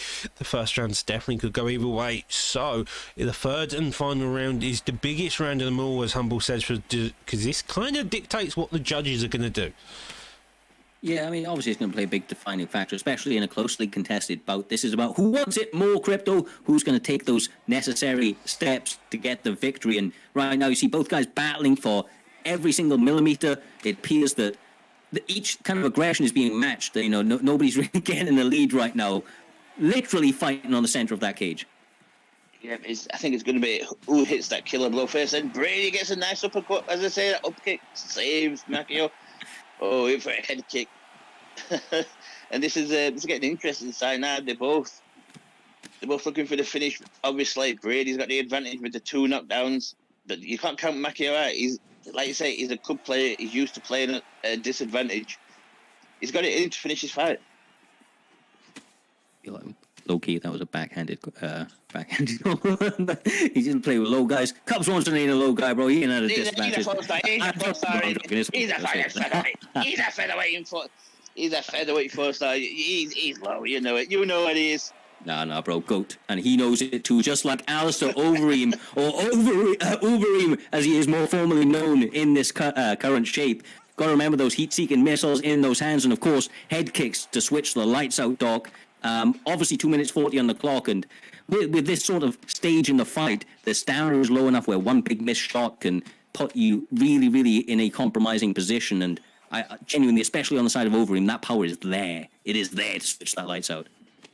Yeah, it's there, and Overeem just is looking for that one final shot. You see him just poking that block, although John starts coming back, hoping to do it. Doug's down to the body, and they're just going back and forth here, just desperately trying to look for that one shot, that one last KO shot here, Crypto. Yeah, they're looking for that one shot just to finish this match. And I believe Overeem's also got a crane kick. You know, the old Machida crane kick. He might be able to pull it out, and it could help Matty, because the crane kick can be overpowered if it's hit right. Yeah, definitely. I honestly feel like trying to time some of the, kind of straight down the barrel shots that we're seeing out of Brady. He's using a lot of 1-2s, as you would imagine from a Conor McGregor player, right? He is obviously trying to mix in the hooks and spin kicks with it, but I feel like getting that head off the center line just at the right time, one perfectly placed straight here, Doc, is going to allow him to get himself back into a winning spot. Yeah, a winning spot is sometimes what you want to be doing, especially if you can just find that one last shot. But sometimes that shot is so difficult, but he seems to have found it getting the stun. Body kick also follows suit. 20 seconds on Dinkstown's body with the straight following suit. Both of these guys seem hurt and desperate for one final shot if they can. This is getting close. Yeah, honestly, Brady. Oh my God! I thought Brady was going to get knocked the fuck out. Nah, that was a good performance. I feel like Brady's probably got his hand raised. Would we agree here? I think we would. Yeah, I would definitely agree. We would. It seems like Brady had a lot of success that round. He had a lot of knockdowns. Had to just generally could find the options to really land those shots there. A fun fight, man. A good way to kick off this main card, I think. Here. Two kind of great veterans in the scene as well, Crypto. They've been around for quite some time. These guys, EK Masio, of course, been fighting in the ESFL for quite a long time. Joined over with ourselves, I believe, over season 2 on the Xbox side of things. Now kind of making a little bit more of a run of it this season. So good to see them doing their damn thing. But who gets their hand raised? It looks like both guys believe they have. I think it's got to be the Jones. Hopefully we get to see the statistics. Maybe we get to see what was on the scorecards of that fight. If we're lucky, we do indeed. Oh, yeah. I mean, yeah, he got that, bro. I know we got to do it round by round, but you look at it. Yeah, he won that one, my man. He won that one. Good. That's work for Brady. Another fantastic feather in his cap. 29-28 in the favour of Overeem. One judge had it. That's different scorecards on each of those cards. Yeah, I mean, that shows you how inconsistent it was, though. 29-28 to the side of Masio, and then, of course, on the opposite side of things here, Crypto, it went 30-27 to 29-28 to the other guy. Can't really judge that more differently, can you? I mean, it's the UFC 4 judges. What do you expect, really? You best to just come up with your own assumptions of who's won the match, because these judges, I mean, we've seen instances where they've given people fights who shouldn't have had fights. Yeah, it's just the judging system. But I think there was a lot closer than the judges were saying. Yeah, but probably. There was quite a lot of knockdowns. Maybe not. I mean, Brady was kind of styling out there, but I will say to you that it is the most accurate part of this game, Kryptonite King, is how inconsistent the judges are, and that's why Dana White and every other fighter under the fucking sun will tell you don't leave it in the hands of the judges. It did go the right way this time. I think Brady got his hand raised, but nevertheless, I think what we'll do here, Crypt, is have a little bit of a look ahead as we, but honestly, some fantastic fights ahead of us. Trials War up against Leon Stoltz. Leon believes that he has the muster to be the next champion, my man. And he's on that run right now, trying to do all he can. Trials War, obviously, similar, very, very high-level competitor. It's one hell of a main event, and with Dirty Dave and S&B mix-ups on the Xbox side of things to kind of set that up, I think that we've got a beautiful chance to see the full kind of array of mixed martial arts. Yeah, Dave's not fighting mix-ups anymore. I believe he got stuck up a tree, did he, Doc, or something like that? I don't know where he is. He's off doing something or other. Now he's going to be fighting the returning AJ's Walker. I think you can remember him from a bit back. He used to have some really, really clean boxing, so that should be interesting. I'm not. If I remember rightly, I think AJS Walker was. I think he was on a 5-0 streak when he had to take a bit of a step away. So if that's the case, this guy's going to be coming back and looking to answer with a bit of a bang here, Crypto. Yeah, he wants to make a statement, but Dirty Dive's he's no slouch. He's had people like Aaron thinking they're the shit coming up, thinking they're the next champion. And Dirty Dave just shuts them down. Dave's been around a very long time. He knows what he's doing in there. He knows if he's losing, he's got the losing on the striking, he's got the grappling. He's going to make it a very, very, very tough fight for the returning AJ Walker. Well, that's one of the things, right? There's different types of styles and approaches to mixed martial arts, the game, and kind of life in general. And Dirty Dave is a different breed of guy. He spends a lot of time in the lab, Crypto, mate. He spends a lot of time working and drilling combinations, trying out kind of different approaches. From what I hear, I mean, he actually spends more time in the lab training than he does actually fighting people or sparring, which is an interesting approach when you think about it. And it's a lot, very, very different, but it clearly works for him because he continues to find himself as one of the more upper echelon kind of competitors in basically any league that he competes in. Yeah, and it's interesting. Some people prefer that just to spar instead of compete. Doesn't mean they're bad. It just means that they're different. But it looks like he's ready to come back, ready to, try and get a shot at that title. Like you say, he was 5-0 before he left. I remember fighting middleweight. His hands were just on fire that day. I think we all said it. It's going to be very, very interesting to see if he's improved, what he's changed, what his style is now. Is it still a boxing style? Is it a kickboxing style? Maybe it's a ground style. We don't know. But it's just going to be interesting to see how he comes back and approaches this fight against a top contender like Dirty Dave. Yeah, I mean, honestly, from what I remember, he was a fantastic striker, and that's something that's going to be, probably on the radar of somebody like Dirty Dave. So I would imagine that he's going to try and test him out on the mat. But with a lot of those guys, man, they're so well versed. Pretty much every camp now at this stage that there's no real easy pushovers when it hits the mat. I will say that when it comes to this, Doc, right, and a couple of the other fights that we have up ahead of us, is that T4 Holloway? T4H Holloway. T4H Holloway is against Wolves. Yeah. That's a hell of a fight. I've been wanting to actually watch Holloway fight for ages, haven't yet had the chance to. So that's a fight I'm really looking forward to. And with that, that is the fight up next. We have a couple of issues with just the fight on the fight graphic. I believe there's going to end up being a reboot with Ned versus Jassim instead.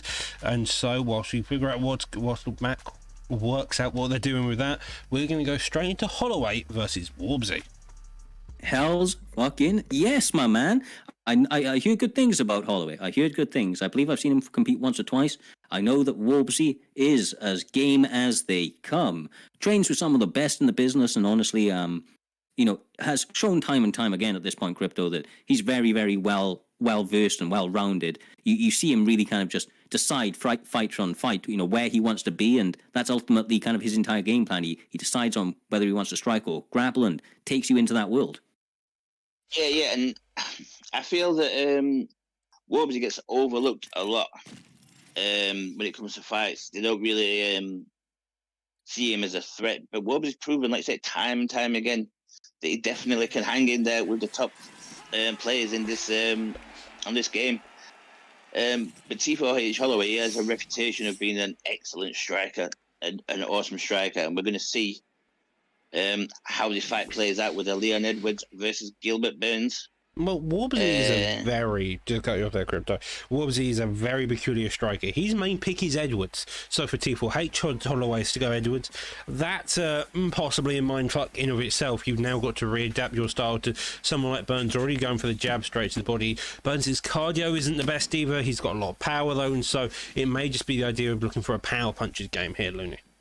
Yeah, and look, already Burns is coming out, and he isn't pouring that jab. He is snapping it in the face of Holloway as he is trying to return it. Honestly, these guys are already starting to uncork, showing each other a lot of shots, a lot of angles, Crypto, and starting to find a lot of these shots are actually landing. So I don't think this fight's going to take too long, brother. Jesus. No.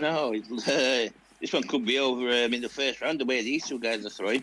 they're just throwing bombs at each other and hoping something sticks. Oof, that was a nice straight by Wobsy there. But I feel the boxing may go in the favour of Gilbert Burns, but I think the Edwards has got more of a kickbox. He's got more options with the kickboxing. But it looks like Holloway, he's just going straight for straight hands. Yeah, well, Holloway definitely isn't letting anything go amiss here. That straight's always missing out. He's always making sure to move his head off the central line as well. Ding that body anytime he gets lead. Uppercut also lands there, Looney, and both of these guys are just going at it. Look, there is high risk and high reward, and that is exactly what these guys are deciding to do here this evening. Honestly, they're fighting defensively pretty well. It's just the fact that they are kind of almost throwing caution to the wind to a certain extent, and really, really backing themselves, Crypto. You can see it. Each guy believes in their skills and their abilities, and they're not allowing the opponent standing across the cage to dissuade them at all. As Holloway lands that perfectly timed knee. That was a great knee from Holloway. What I like though about Wobsy, he's not taking a back step. He's not letting the reputation get into his head.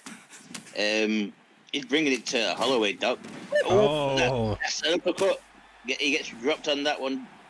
And early on, Wobsy was doing really well in terms of his distance management, but I feel like Holloway has made a read. I can't quite see what he's capitalizing on, but that forward momentum, his ability to mix it up right now, Doc, is really starting to cause Wobsy a little bit of issues.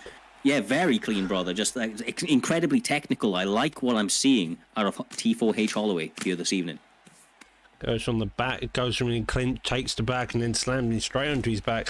Burns has no real defense to offer apart from just trying to grasp at straws, making sure he doesn't get any too much damage taken in the backside posture. But so far Holloway is just looking to land bomb after bomb here, making sure to posture down every now and again, every chance he gets. But instead Holloway already knows that type of wrestler he goes to instead, and then takes him down to side control here. Gotta remember, Gilbert Burns, Brazilian Jiu-Jitsu black belt out here, Crypt, and easily regains the full guard. Not a lot of time, but on the mat, although he is a T4H member, and we know that means that he is going to be well-versed on the mat, I got to imagine up against a pick like Gilbert Burns and a veteran like Wobsy, that might be a bit of a dangerous position to rest in. Yeah, he's definitely going to have to be careful with the Burns on the floor. He's going to have them submissions off his back. But I feel that T4H Holloway, being in the T4H camp, he's going to know all the little tricks and the little traps that Wobsy will set. So maybe he can't feel too safe on the floor, because it only takes one submission to get locked in, and that's game over for you. Yeah, I do think, though, Doc, that he probably, on what me and Crypt said, he probably just was aware that it was towards the end of the round and was happy to engage, because when he's on the feet, this guy just seems very calculated. And that's the most impressive part right now, the way he's working all angles. He is eating a couple of shots, but he just knows when to switch it up, my man. God damn.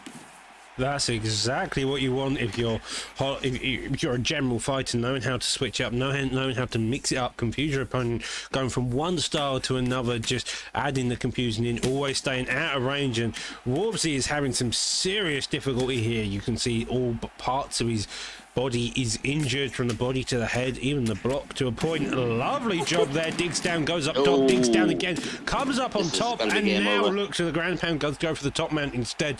Probably going to be looking to rain some down, some pain here. Denial there, posture up does also get denied. Instead, though, go straight to the side control. Probably going to look for a get up, but instead look like he's going to maintain side control here, Looney. Honestly, this is more than impressive. I'm very, very interested to see how he progresses through the rest of this fight, if he can continue this focus, or whether or not the veteran in Wobsy is able to rally for a late comeback. It does seem, however, that T4H Holloway has done his drills, Crypt. You don't often see an almost flawless performance like this. He has eaten shots, but everything, even the shots he's taken, has almost seemed to kind of felt a little bit calculated. I mean, he might not have been in prime time, and I'm unsure if he's been in ESFL, but I know he's been a constant in the top 100 in online ranked. He's no stranger to this kind of thing, and he's been in a camp like T4H. They're going to teach him all this kind of stuff, and this is just another day at the office, Doc, for Holloway, so it seems. Yeah, well, that's an interesting fact. You mentioned the fact of the T4H. We all know they're grapplers, but you've seen Holloway on the feet. He's got that striking to back it up. He makes him a deadly opponent, and with someone like a veteran against Warbsy who knows all the tricks of the trade, he himself is having difficulty, and this is kind of what Holloway is here to really state. You're going to have difficult fights no matter where, who, or however you're going to fight Holloway here, Looney. Honestly, and look, this may be really, really early to make this comparison, but I'm getting vibes of like the Trixie sort of vibe. Trixie is a guy that is predominantly a striker that comes from a grappling camp, knows all of the ins and outs of the game, and is very, very kind of like, he's a little bit different. He flows, right? But it seemed very, very calculated. Everything has a reason for happening, and that's what's happening here with Holloway. Crypt. I mean, the guy is dialed in. He recognized that early on he was able to take some exchanges with Gilbert Burns, was able to capitalize on it, start to run away with the momentum when it was there, and I mean he's looking really fresh. We don't want to count out Warbsy yet, but he is looking real good. Yeah, he's looking really, really good. But I mean, and a lot of us know T4H as a camp of grapplers, but we're not in there. Maybe they do have a lot of good strikers in there. We just don't know. And it's obvious that one of the top strikers, he's all the way and he rocks the body. He rocks the body. Crypto, on that, brother, right? On that, just on that point, I know, for example, T4H Zeus trained with one of my main training partners for the longest of times. He was training with Cold Blooded. I know those guys used to, help each other out with the grappling, help each other out with the striking. So for sure, these guys are incredibly well-rounded. One of the more kind of established camps on the scene, and you can see one of their maybe standout members right here in T4H Holloway just styling at this point, trying not to just win this fight, but win it with some style points. And if he's able to get the victory, Don, you've got to remember that that's some extra points. That's extra points for him, brother. Yeah, he's getting close to red. He's creeping up a lot faster. Did have a bit lose track of it there. The blue's just about halfway. The red, though, is speeding up. It's going towards target. It's looking like Leon Edwards will get the sub here, and he does so. Very nice, very nice. Hells, fucking yes, Crypto. And I'm sorry to jump in, brother, but at the perfect time as T4H Holloway, after one fantastic fight, honestly, almost a flawless victory in the end. An entertaining one, nevertheless. We come in with a TMA Prezi raid. Appreciate you, my man. Everybody give him a little check out. I'm sure you are following already, but if not, obviously one of the legends in the game, and we appreciate the support. Yep, go and check him out, check Prezi out, give him a follow. Let's show him that support like he's showing us. But you've got to think that the Xbox division is looking at this fight and thinking, holy shit, how do we stop this guy? That was flawless performance against a very, very good contender. Well, Doc. Another fight in the history books, another entertaining bout at that. Once again, a prospect is maybe born here this evening. We'll see how he continues within Primetime MMA, but I know that there's some adjustments from the graphic on the screen there, so how about you run us down on the next fight there, my man? Well, up next, if I'm not mistaken, we switch over to the PS side. We got Big Balls Ned versus TXCHH. I'm not sure how to pronounce his name, but Say Titch. Titch. Yeah, that makes that. It's a viable name. They are going to be in the welterweight division, and these two are going to probably be looking to put on a fight and a half. You all know Big Balls Ned. Big Ned with the big balls. Sadly, doesn't have the same PSN, but he's still known by the name. Man, that name will never die. Just like IFL, it will exist forever, Crypto. But once again, Titch on this side, we've seen this guy before. He's a game opponent in himself. Middleweight. Oh, sorry. This is middleweight. Welterweight even. Welterweight. Confusion. Sorry. It's a very, very nice weight class, especially now we're on the main card. Got the full array of fighters available, and you can really, really dictate the style that you want between grappling and striking, and obviously all those guys can really do it all. Yeah, and it looks like we're going to get a Colby Covington pick. So, is he going to try and ground him, try and wrestle him? Well, Ned does so. have a very peculiar style. He likes Colby Covington as a fighter, the same way Reaper does. Both Ned and Reaper have some weird obsession with Colby Covington, and they don't use a lot of the grappling. They more just pepper you with shots. They look just to make it dirty. They look to have a weird, aggressive, fun fight. And by the seems of it, Titch here is looking like he's maybe going to go RDA, maybe looking to use a bit of counter grappling, used to get leg kicks up. And will we have a pick here? May switch it up, man. May switch it up. I mean, Donald if he's going to Cerrone? pick Donald Cerrone, I will go with that. I think he is. I think. Oh, If you're going to run it, go on. Boo.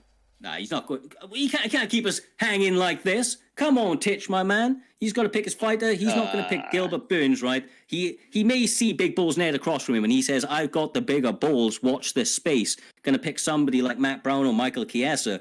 Hopefully, this man makes his mind up at some point in the near future here, Doc, and we can start to hopefully witness the beautiful destruction that we have at hand. We have never seen a Big Bull's Ned fight that is boring, and I don't think that that's going to start here tonight. yeah, I don't think so either. Currently, though, we're just going through the entire roster of the welterweight, seeing how they would compare to someone like Colby Covington, Nick Diaz, Nate Diaz, the Diaz brothers. That would be a fun time to see. Maybe a Donald Cerrone, Edwards. And with that, as they match up, maybe the voters at home are trying to save their points until they know the picks. But as Mr. Humbledink was losing his mind over in the chat, make sure to get your votes in and show us, give us a little bit of an indication of who you've got backed going into this card on the main, onto the main card here, Dog. There's a lot of fighters. Looks like we're going to get. I don't know who, brother. I don't know who, because he keeps changing his fucking mind. I'm going to jump through his screen and virtually punch him in the nuts if we don't pick a fighter very soon. Mush got it. People's got things to do, Titch. Oh, bro. I think he's going GSP, and honestly, when we've seen him in the past, I'm pretty sure that's who he ended up picking. I've never seen a guy be so be so kind of Indecisive about a I was pick. going to say calculated, but no, you're right. Indecisive. We Indecisive. understand it's welterweight. You have picks. You have Edwards, who can kick your head off. You have Burns, who's got no chin but a lot of power. Usman, who's an aggressive powerhouse in division. GSP, just go look at our co-main event fighter of Dirty Dave. That guy is a nutcase with someone like GSP. You have Kamazat recently getting upgraded. He's a viable pick. Colby Covington, I'm personally not a fan. Doesn't have much power, but he's got cardio for days. He's like a worse Usman overall, in my opinion, but that may be blasphemy. Maybe we see the RDA. Maybe we see the Vince Luque. I'm dying a slow death guy. Mush. Honestly, this guy has literally fucking 30 seconds to pick, or we're just going to move on with our lives and trying to get maybe Big Bull's Ned an opponent that is ready to pick. I don't know how else to say it. We don't normally kind of leave it this long, but yeah, I think we're just going to move on. Man. I think we're just Samuel L. Jackson said it best. TikTok, motherfucker. TikTok. We're just going to move on, man. We're just going to move on. Apologies there, people, right? We just literally spaced out for about 30 seconds into a void of time. That vacuum of time now is moving on.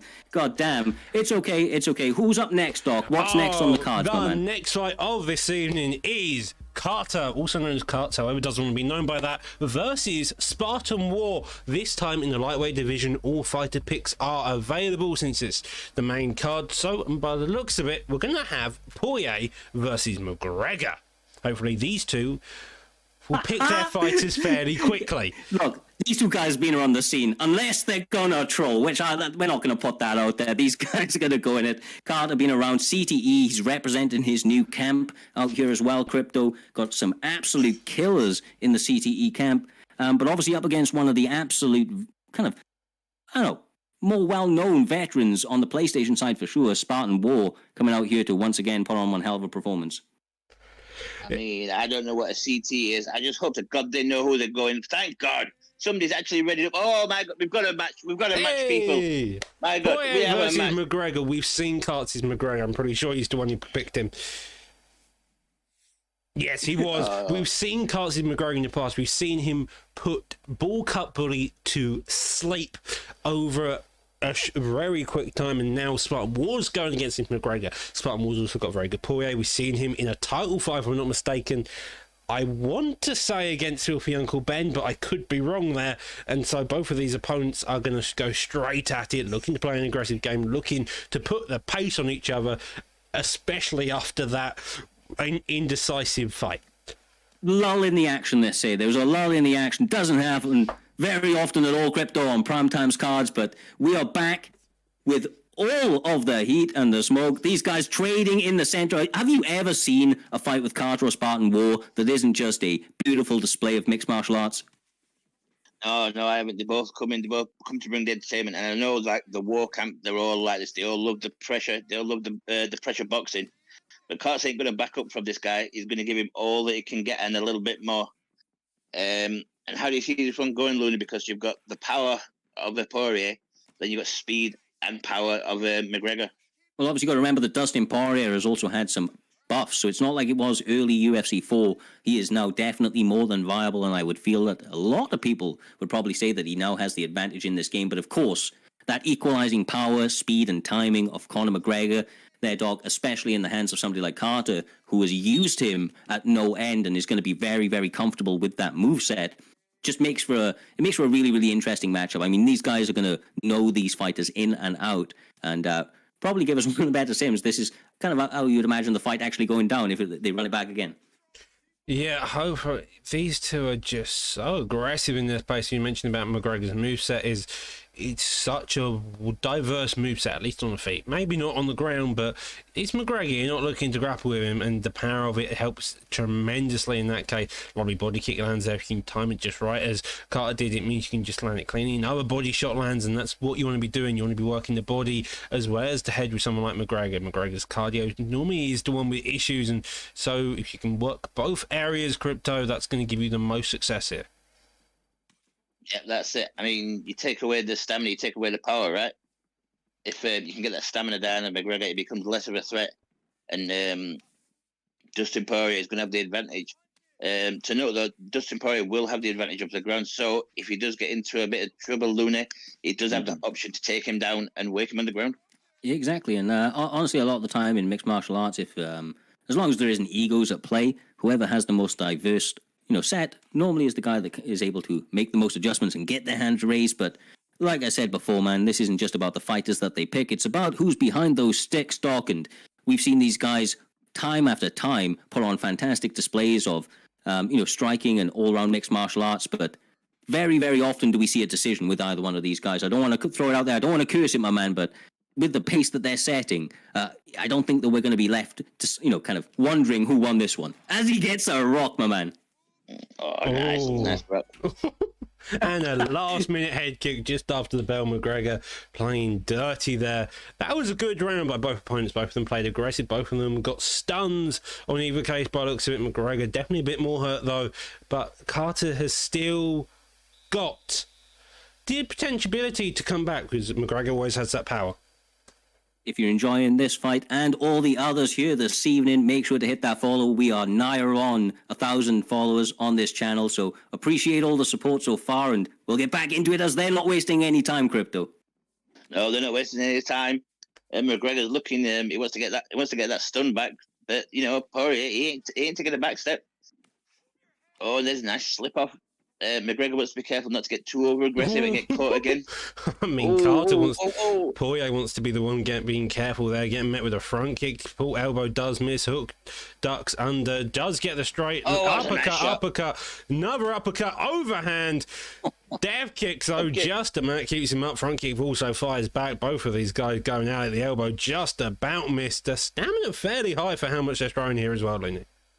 Yeah, honestly, and the body work, this is what you see as you go up the card, right? The body work is so well worked into their game. You just continue to see them mix levels, mix the types of shots and angles that they're showing on each other, and it means that they're constantly adjusting, Crypt. But I say all of this as, I have to say, man, Spartan, that body straight, he just has laser focus with it, has managed to time it so fucking well. He just has to be careful of the boxing to the head from Cardsey, because he's really jabbing that block down. Yeah, he's jabbing that block down, but I Spartan's like, I don't just ever say that. He's looking to work that body, but he caught an uppercut as he was going down for it. McGregor's got him on the floor, and this could be bad news. And there's another rock. This could be game over, for Poirier. Poirier's got to be careful. The stamina is slowly going down in Conor McGregor's favour as well, and the head health, body health, lovely duck, nearly gets clipped by the hook. The body kick though comes out, does a bit more damage, and it is looking more and more like this is going to be McGregor's fight here. Yeah, he's chipping away, man, and he's blocking right. Carter's starting to flow right now. Lunging straight on the money. Sits him down, and he's not in any rush, Crypto. He'll take his time, continue to pick apart Dustin until he gets that victory. goddamn, Carter's genuinely zoned in here this evening. Yep, he's looking for that walk-off knock KO, and they gets it in style, and he's going to jump on him as well.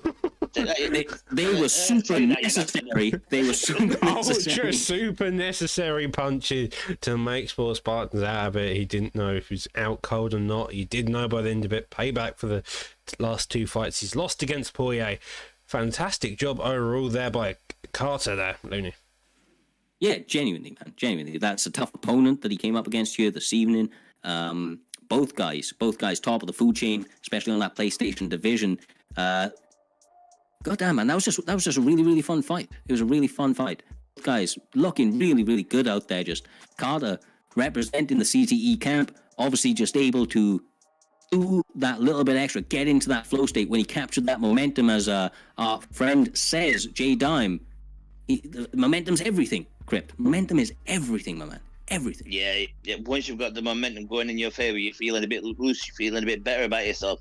That's when you get those big knockouts, and Carter just proved it there.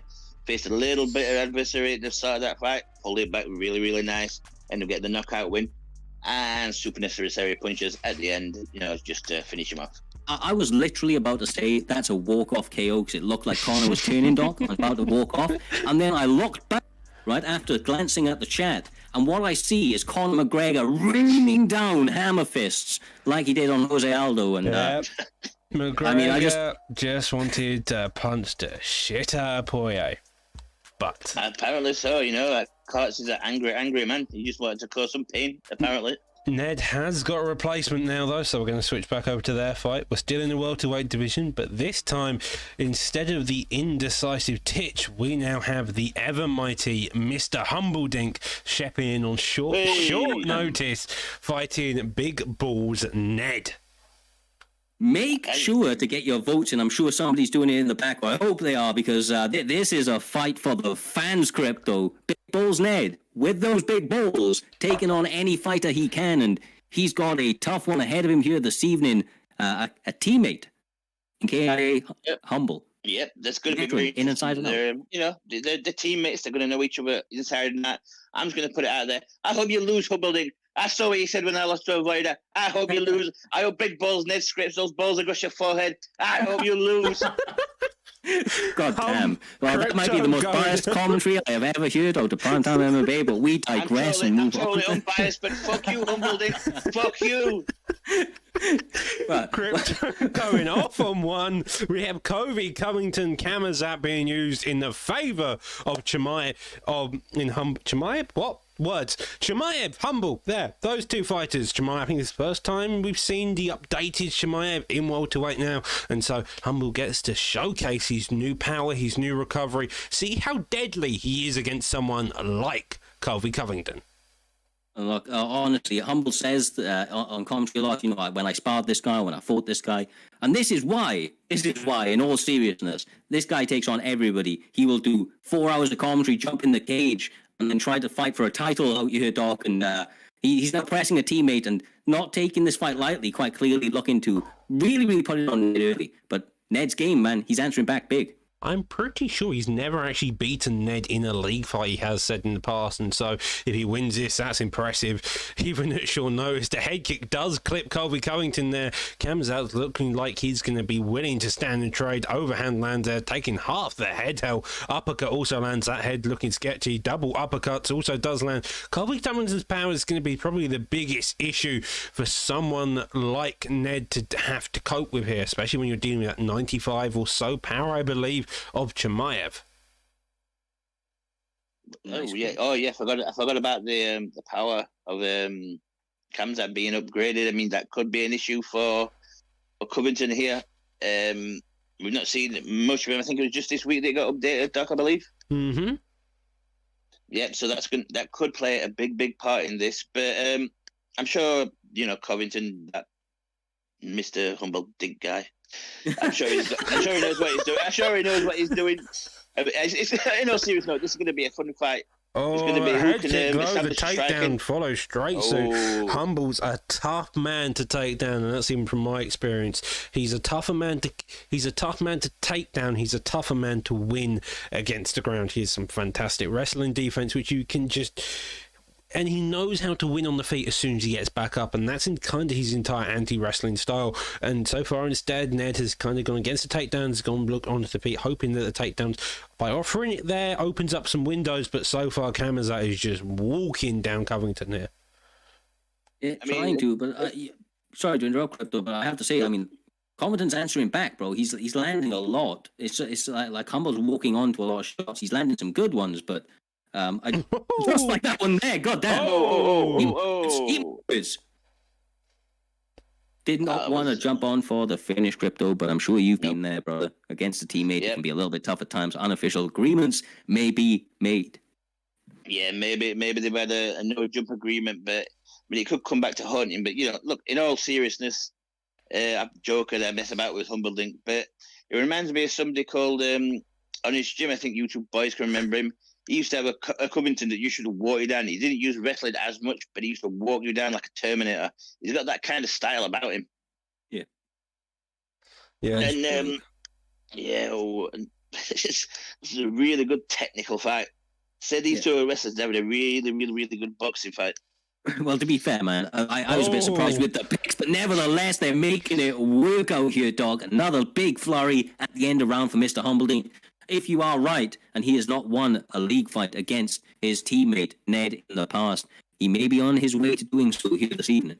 Yeah, no, he's having a lot of success there. That you can see even the overhands. Like, it's just he seems a bit more slick in those combos. He's putting on the pressure, making Ned work to get the shots back. He's answering back, but how effectively is the question? Because you're seeing the shots land, but you don't see that he's general head health. You aren't seeing where his stam is at when they do land, so you can't really tell the vulnerability action. Does miss a few shots. Trading there. The overhand though lands there, digs down to the body again. Does get blocked. Humble has to reset. Uppercut lands, but the body kick also lands. Both of these opponents just are having a fight and a half, going from technical to brawling back to technical, always a non-stop here, Crypto. Yeah. And I like these kind of fights. The teammate against teammate, always respectful. You're always going to get a nice technical fight when it's teammate versus teammate. And like you said, a lot of us will say no jumps in the match. And it's just respectful, and you usually get a nice, clean fight when it's teammate versus teammate. We don't like doing it, but for us, watching and commentating, they do make for very, very interesting fights, Luna. Yeah, no, definitely so, my man, definitely. That was a head kick and an overhand. All of a sudden, it seems to have gone so badly for Kamzat here. Ned has just found two very clean openings. Humble needs to re-establish his defense, re-time himself, re-figure out on what way to do it, and then he's going to have more success. But so far, it seems like both of these opponents are still in, but it may be the case that Covington can find a clean shot back again. Yeah, I know Humble doesn't do this, right? He'd rather strike on the feet, but this is where a takedown, this is where a clinch can really come into play. It's going to slow down, switch up what your opponent has going, and he can't just let go with his hands like this, Crypto, because fucking hell, man, Ned is in the zone, letting those hands go, and more often than not, he is making Humble pay at the moment for walking forward. Yep, and he's got the power in his hands. It's only going to take one shot to turn out his lights. If they have made a no jump agreement, I highly doubt they're going to go to the ground. Just keep it boxing. Nice. That was nice. See what I mean? He's not jumping again, so I highly doubt they're going to go to the ground. But Humble's, he's got to be careful just opening up, because if Kamzat catches him, that's going to be game over for him. Yeah, and honestly, we can't see Humble's stamina, but he is actually on death's door right now, I believe, in terms of stamina. I could be wrong, but I don't think it's going to take too many more big shots, even from the likes of Colby Covington, to turn those lights out. Not known for his knockout power, but accumulative damage can get the TKO there, dog. Oh, that stamina low as well with the stun. Question mark somehow didn't knock him out there, in my opinion. You've got 45 seconds left on the clock. Covington is just having the pressure put on. I feel like Humble's only staying in from the block, and that's it. Lights out, go to sleep. All over, folks. Colby Covington getting the overhand from hell and able to turn out the lights of Mr. Humbledink. We appreciate him stepping up on short notice, making sure that his teammate was able to get a fight here this evening after a little bit of fuckery, let's say, a little bit earlier on here this evening. But as we move on, another entertaining book for the history books. Both guys, phenomenal competitors, and I believe, Doc, that takes us on to our co-main event of the evening. Please correct me if I'm wrong, brother. I think we're about to see Dirty Dave up against Walker. The wrong AJS member instead. We got AJS Scott, a guy who's 4-0. He's 4-0 in the league, ranked number 8. He's got a fight booked tomorrow, stepping in at short notice. This is a fight and a half. This is against Dirty Dave. He's a top level competitor. He's always in it. He's only just really kept out to the title picture non-stop by people like Trixie, by people like Fad. Otherwise, if those didn't exist, he's definitely a title holder for sure. He is a former title holder, in fact.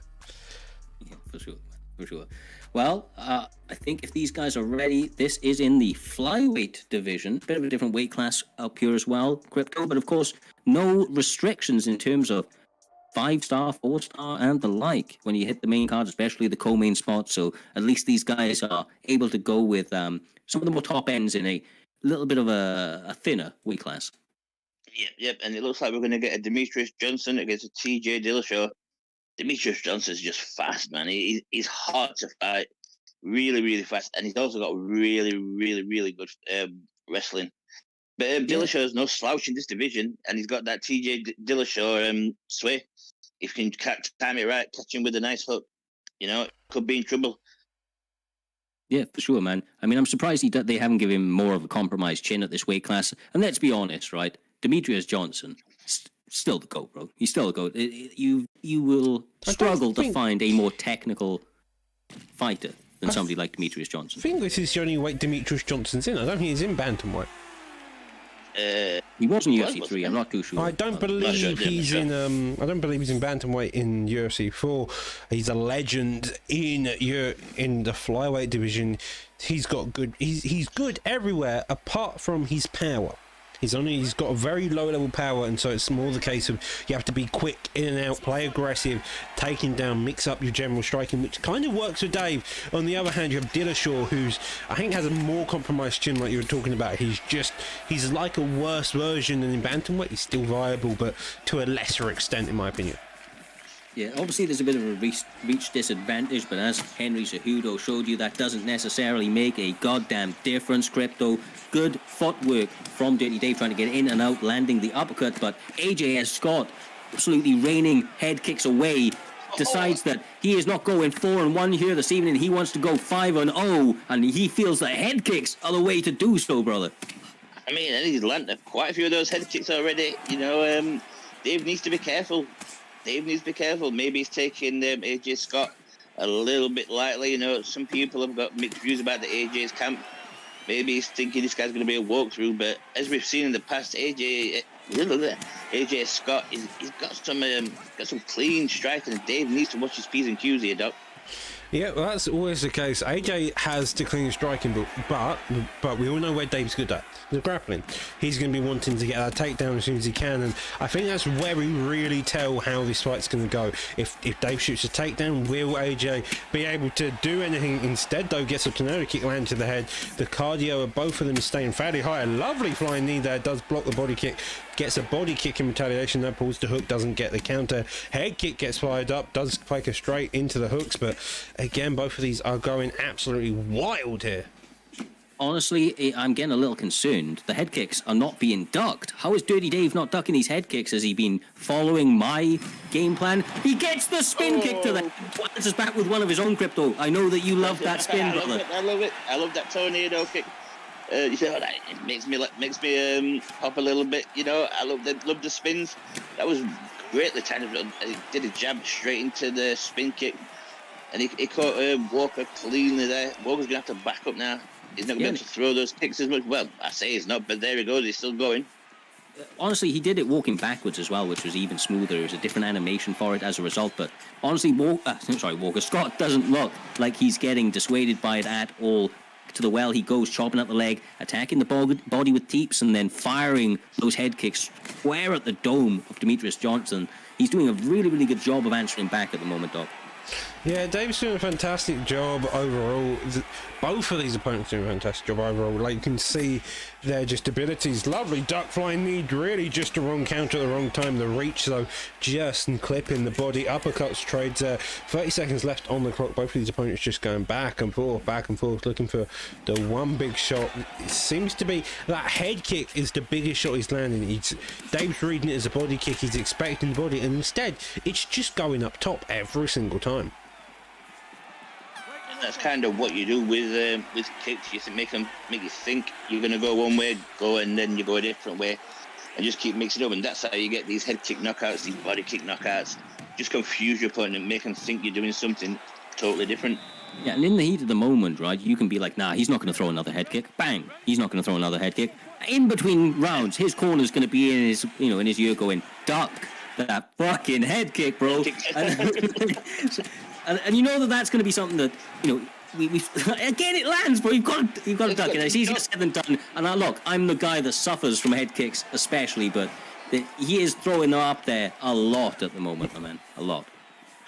Yeah, it's easy to get lulled into that. Like you say, he's not going to throw another head kick. Surely he's not going to throw another head kick. But now, now Dave's preemptively ducking. So watch AJ Scott go to the body. I mean, he's looking at Matty D's. Oh, wait, but with another tornado kick, he's looking at Matty D's not cornering because he'd be screaming, "Duck the fucking head kick! Duck the fucking head kick!" You know what Matty D's like? Doug, he gets a bit animated when he's cornering. But it'd be right at this point. Well, that's a takedown. That's a mix of it. Took him out into the middle of the cage, nowhere near the cage wall, when that's what you want if you're grappling. Notice the left leg of Dillashaw is also nearly gone completely. It's blinking non-stop. So even when you do get back on the feet, he's going to have the issue of power. Fantastic job here, though, building up that GA, making sure to always maintain it. Dave does get a deny there, looking to go straight to side saddle and probably rain down some elbows from here. Honestly, you pointed out earlier on, Dirty Dave, great everywhere, but obviously this is where his bread is buttered, and when he got the fight to the mat, you're going to see, I would imagine, a bit of a level change. We haven't seen Scott in these positions too often. His takedown defense has normally been enough to keep off his opponents, but Dirty Dave is a savvy player, Crypto, was able to get on those hips very, very nicely, power takedown, and with a lot of time to work. Yep, and we talked about this earlier, Doc, about how Dave, he will stand there, he will strike the but as soon as he thinks he's in trouble, he's going to go to where he's more comfortable, and that is on the ground. And it's going to be very, very hard for Scott to get up off this now. Dave's like a blanket when he gets hold of you. Yeah, Dave really is like a blanket, but that's just another perk of Dave's overall ability. Whenever you look at Dave as a fighter, it's not his striking, it's not his grappling, it's the way he mixes them together, it's the way he uses his fight IQ to get a read on his opponent, to make the right judgment calls. Does get a deny on that Kimura, and that was a very careful situation there. Low stamina, that Kimura can be a very tight position to be in, Looney. For certain, man. You don't want to be anywhere on the mat with somebody like Dirty Dave, I'll be honest with you. He's a dominating force in these positions, and I think that, honestly, Scott doing a pretty good job of, not getting too crazy in these positions, but it's just getting a little worse, and now the ground and pound from the stacked guard's gonna add up a little bit, and as we spoke about earlier, decides to sit down of his own accord, and as a result, able to maintain the position here. Mm-hmm. Well, he's making sure he doesn't want to give up the position, he doesn't want to get denied. He knows that AJ Scott seems to be fairly good at making the reads. But overall, though, fairly patient, a very effective job by AJ Scott to hold the full guard.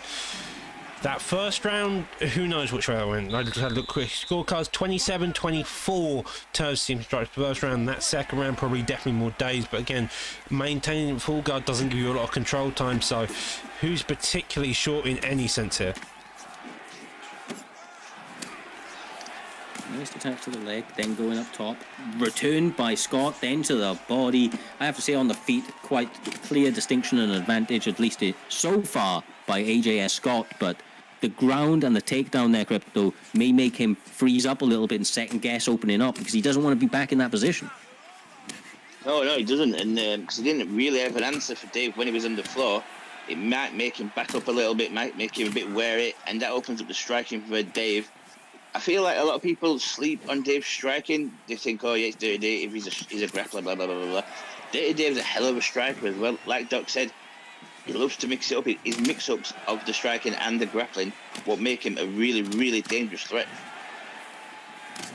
Finally There checks it a is. leg Check. kick. That is what you That was a want to check. see. Starting to go back on his own leg kick. Dave switching stances, breathing that that leg may be a bit busted. Although Dillashaw's also switched leg, now the right leg coming out, so he's got to be careful of throwing that. But with 3 minutes on the clock, both of these opponents still really haven't done too much damage to their head health enough to really make it where it's one shot, one kill, I feel like here, Looney. Yeah, but it's the lower weight classes, and they have enough stamina where they can just absolutely unload if the opportunity presents itself. So, although they may not be within the death touch zone, they can definitely still get the job done. Obviously, you see that left leg very, very bad on the side of AJ Scott. A beautiful little pivot off the center line, using some excellent defensive movement, going back to the well with the body. Honestly, I think this is anybody's fight at this stage. It's a really, really close one. It's a very close one. It really is. And I think the defining factor is going to be if Dave decides to take it to the floor. If he feels he starts losing under feet, will he take it to the ground? I'm thinking yes, but you never know. You never know. That leg, that he needs to switch again. He eats the front kick though, attacks the leg of his own. It's just that left leg of AJS Scott is compromised, maybe a little bit understated in all honesty. I think Dave realizes that leg kick is where he wins this. If he gets a knockdown with that leg kick, he's gonna be golden. But the issue is, will AJS Scott keep going back to that leg? He keeps switching back to the orthodox because he's having difficulty firing back in southpaw, but Dave is just happy to stand and gets the stun and a flying knee. my god! How didn't he get knocked down? Look, this chin, it didn't get a -3, it got a fucking +10 by the looks of things. Dillashaw able to eat it square on the dome. You've got to imagine that Dirty Dave's going to be very disappointed, but you see him pushing for it. Only 15 seconds left on the clock, Crypto, and he is trying to get that finish. He's trying to get the finish, and wait, here comes AJ Scott. He's trying as well. Oh, the leg again. Oh, that was Good a fight, man. great fight. To say Scott was a late replacement, did a hell of a job against a very, very tough opponent in Dirty Dave.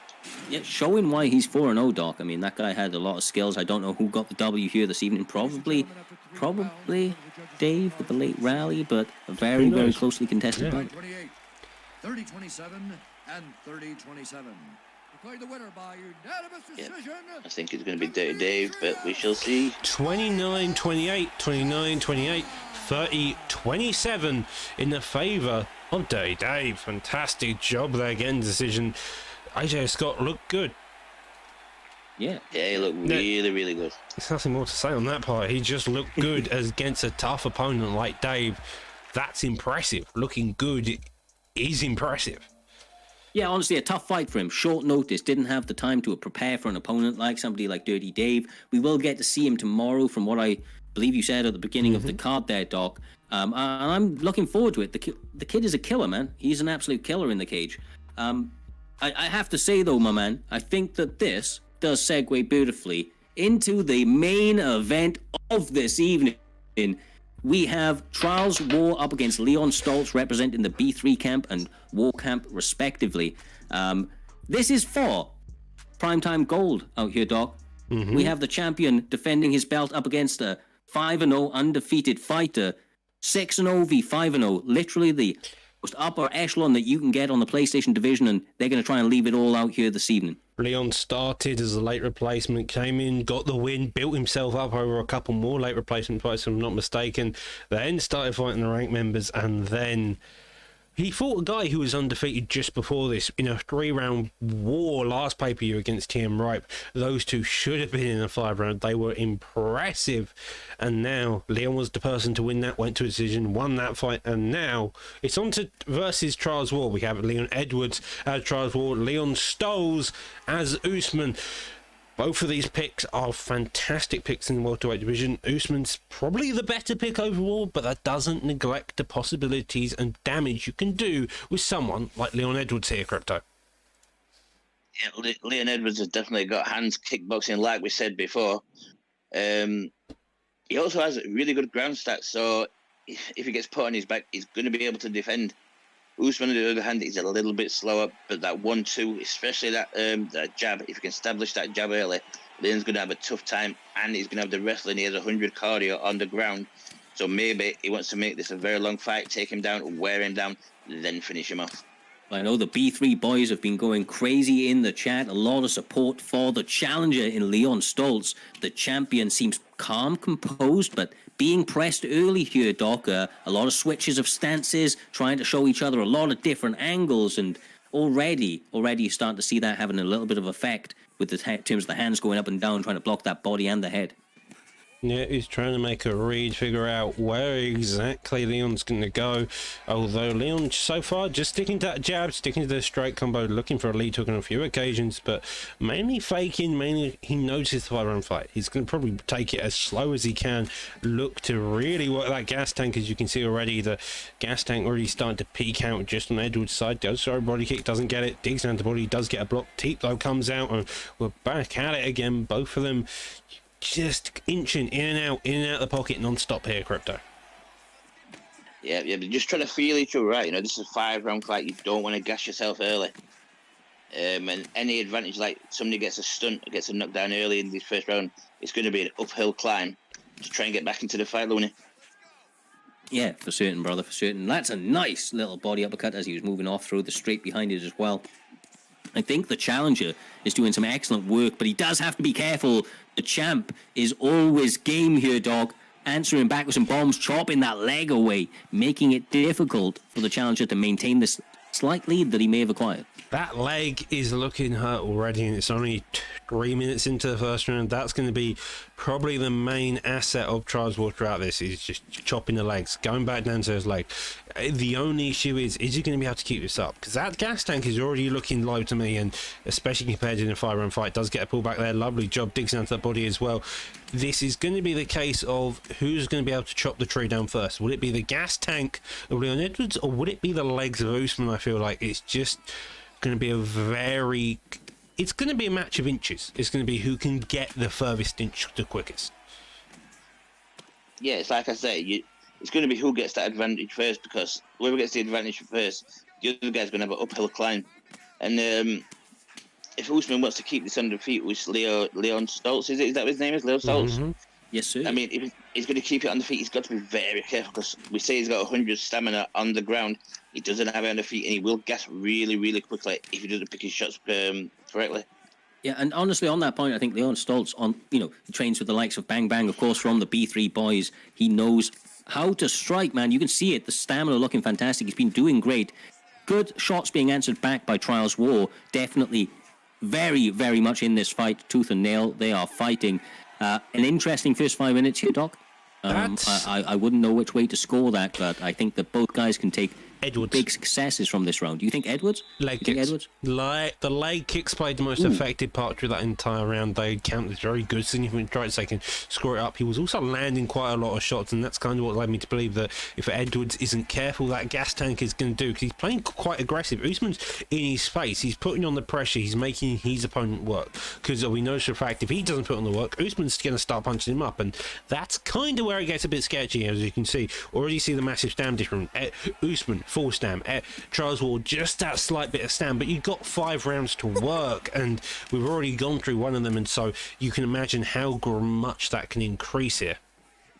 Yeah, and that's why I think that Leon Stoltz is actually finding a really, really good fight right here. He fights with some of the more kind of blitzy strikers, the bang bullies. The pressure is there, but this seems to be maybe one of their most kind of diverse fighters. You don't often see B3 boys shooting for double legs, taking this opportunity very seriously, and honestly I think he's looking really good. He just needs to continue to chip away and maybe stop some of this kind of chip damage that's starting to get through by Trials War, because he is getting very sneaky with it and just starting to accumulate enough damage to get his head health and leg health a little bit bleeding away here, Crypt. Yeah, and Trials War is doing a really good job with those leg kicks.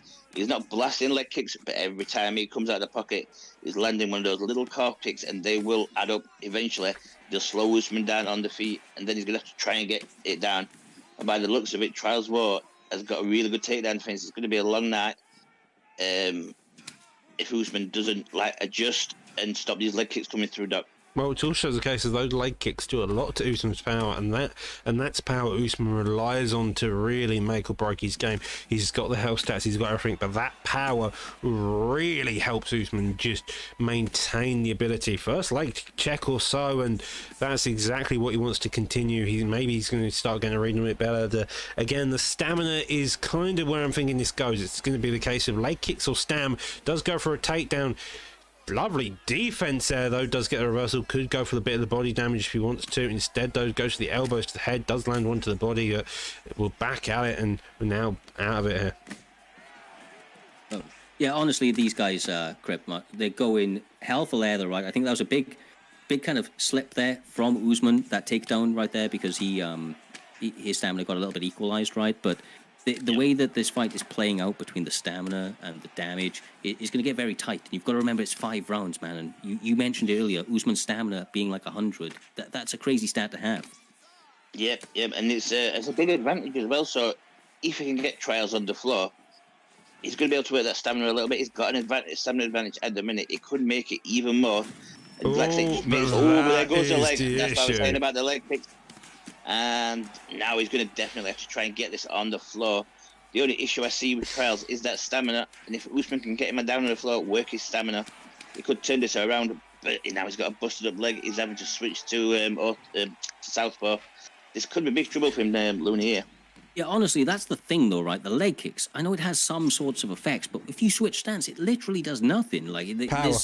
It takes away a bit of your power, man. But it's like you can switch stance, and that's no longer a problem. Obviously, you can take away your leg kicks a little bit. And I feel like the stamina advantage of somebody like Leon Stoltz, that's kind of what he's banking on. He's leaving that leg forward. He's like, oh, I know I can just switch this, and then I'm safe, and I can just continue with the stamina advantage and try to turn it on. I feel like Trials War has got a good, I don't know, 8 minutes to get the job done, and then it's going to be tough for the champ.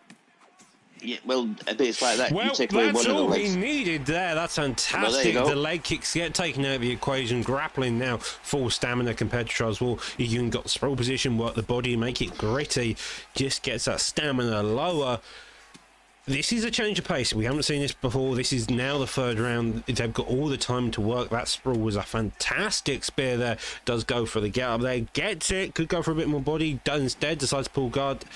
Nice. Jab straight, just looking to make a land, and back on the feet, looking to be the same way. Maybe Usman's going to get a bit of distance, looking to counter. Watch for the leg kick. Bro, honestly, that combination on the inside, I want to see Usman start to let go with the hands a little bit. I know that he can do so. He's a P3 boy. He's going to have combos. He knows how to turn on the pressure. I think that he's playing the long game, as I've been mentioning throughout this, throughout this fight. But this is definitely not where you want to be, Doc. I mean, those elbows really starting to bleed through. This is a very dangerous position. We've been focusing on the stamina versus leg health, but that chin is now starting to get low. We've seen the amount of input Edwards has put on. This game plan works, but I think he wasn't expecting the amount of damage he has taken to be taken, and that's going to be, and I think that's the biggest issue here for Leon, is he needs to find some way to make a comeback, to get the power off, to get the chin and general health stats of Trials down, because currently he's now on bottom after possibly losing 2 rounds. I think it's safe to say maybe he lost 2 rounds. Does check a leg kick there. That's big, but again, he needs to put the pressure on. He needs to make Charles Wall be worried here. Look for any big counters he can, but every time Charles Wall seems to understand how to brawl as well here. He is fighting on the offbeat, Crypto. I know that me and you have trained a bunch, brother. I used to talk about the offbeat all the time. He's fighting at the moments, trying to catch Charles. Jesus! Trying to catch, Usman, whilst he's like moving his head, right? He's trying to catch him when he thinks he's got the shot coming, like in between those zones, and get the high vulnerability. He's doing a really, really good job of it. The champ picking those shots very well, even with this low stamina. Yep, he's doing a real good job, and every time he does do the offbeat shots, he's catching the challenger here, and as you've seen, he's dropped him, and yeah, he's got like less stamina, but at this moment, it's the challenger who's got the uphill battle. He's got to try and get some respect back off Trials War, because Trials War is just walking forward. He's hitting him with what he wants. He's got no fear of Usman, whereas Usman's really is a bit standoffish. He's not throwing those combos. Crypt, yes. Do you not feel that there's like 3 minutes left in Trials War? That's about all it is. And then his stamina's at a point this where is a really interesting fight because you have Charles Wall who's winning. He's up. There's no doubt about that. He's winning this fight. But for how long? Because you see the stamina difference. He's so close to being gassed because he's having to work so hard to keep Usman off him. He's done all the damage, but as soon as that stam's gone, he has a vulnerability window, which is just too big to ignore. You can't trade, and then Usman can just go ballistic at him.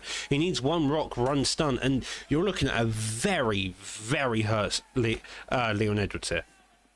Yeah, and honestly, the B3 owner, Bang Bang Bully himself, Crypto, in the chat saying that Leon's going to turn it up this round. What do you think about that, brother? And he gets stunned.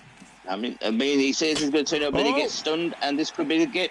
He's letting him up high there. I should have jumped on him there, I think. I mean, yeah, he's going to have to turn it up these last 2 rounds because... Oh my God, this could be game. This could be it for Usman. Oh my God. I said he only had 3 minutes in this round. It only took him 1 minute 20. This guy, champion and still... Great performance, Crypto, from Charles Wall. What do you make of that, my man? I mean, it's what I come to expect from the War boys. They've got some really, really good striking. It was a little bit more reserved than they usually are, but maybe that's because it's the 5 rounds. But nevertheless, I'm not going to say dominant, but he was pretty fucking impressive in that match against a very, very game challenger. There was a game plan there, and both of them executed it to a T. The better game plan came from Edwards. Both of them had a game plan. Both of them stuck to that game plan, and is evident throughout there. Usman came in with the idea of cardio. Charles went in with the idea of kicking your legs out, making you work, making you hurt before you can hurt me by the end of it. And that's what both of them did. It just turned out that Edwards' game plan was a counter to Usman's there, it seemed like. Yeah, and I've always said, you kick out the legs, you take out the power, take out the movement. And that seemed to be as soon as that leg went, that was a downfall of the Usman Luna. It wasn't as sharp. It was a bit standoffish. You didn't know what was coming, and Charles Wall took over. Yeah, no, exactly, brother, exactly. Well, this has been honestly an absolutely sensational card, guys. I was very, very happy to finish work, instantly jump from one desk to another and get in the commentary booth because I knew that it was going to be a killer lineup. And honestly, the primetime guarantee out here, Doc, Crypto never fails to deliver. For myself, all the guys in the back, it has been an amazing night. We will see you tomorrow, 8:30 UK Standard Time. I think it's British Summer Time at the moment. Probably corrected if I'm wrong. And then I think that's 3:30 Eastern. Until then, much love. Stay safe. We will be pushing forward a raid into the community, so please do follow that. Show some love. I think we're going to go over in a couple of moments, but until tomorrow, peace out.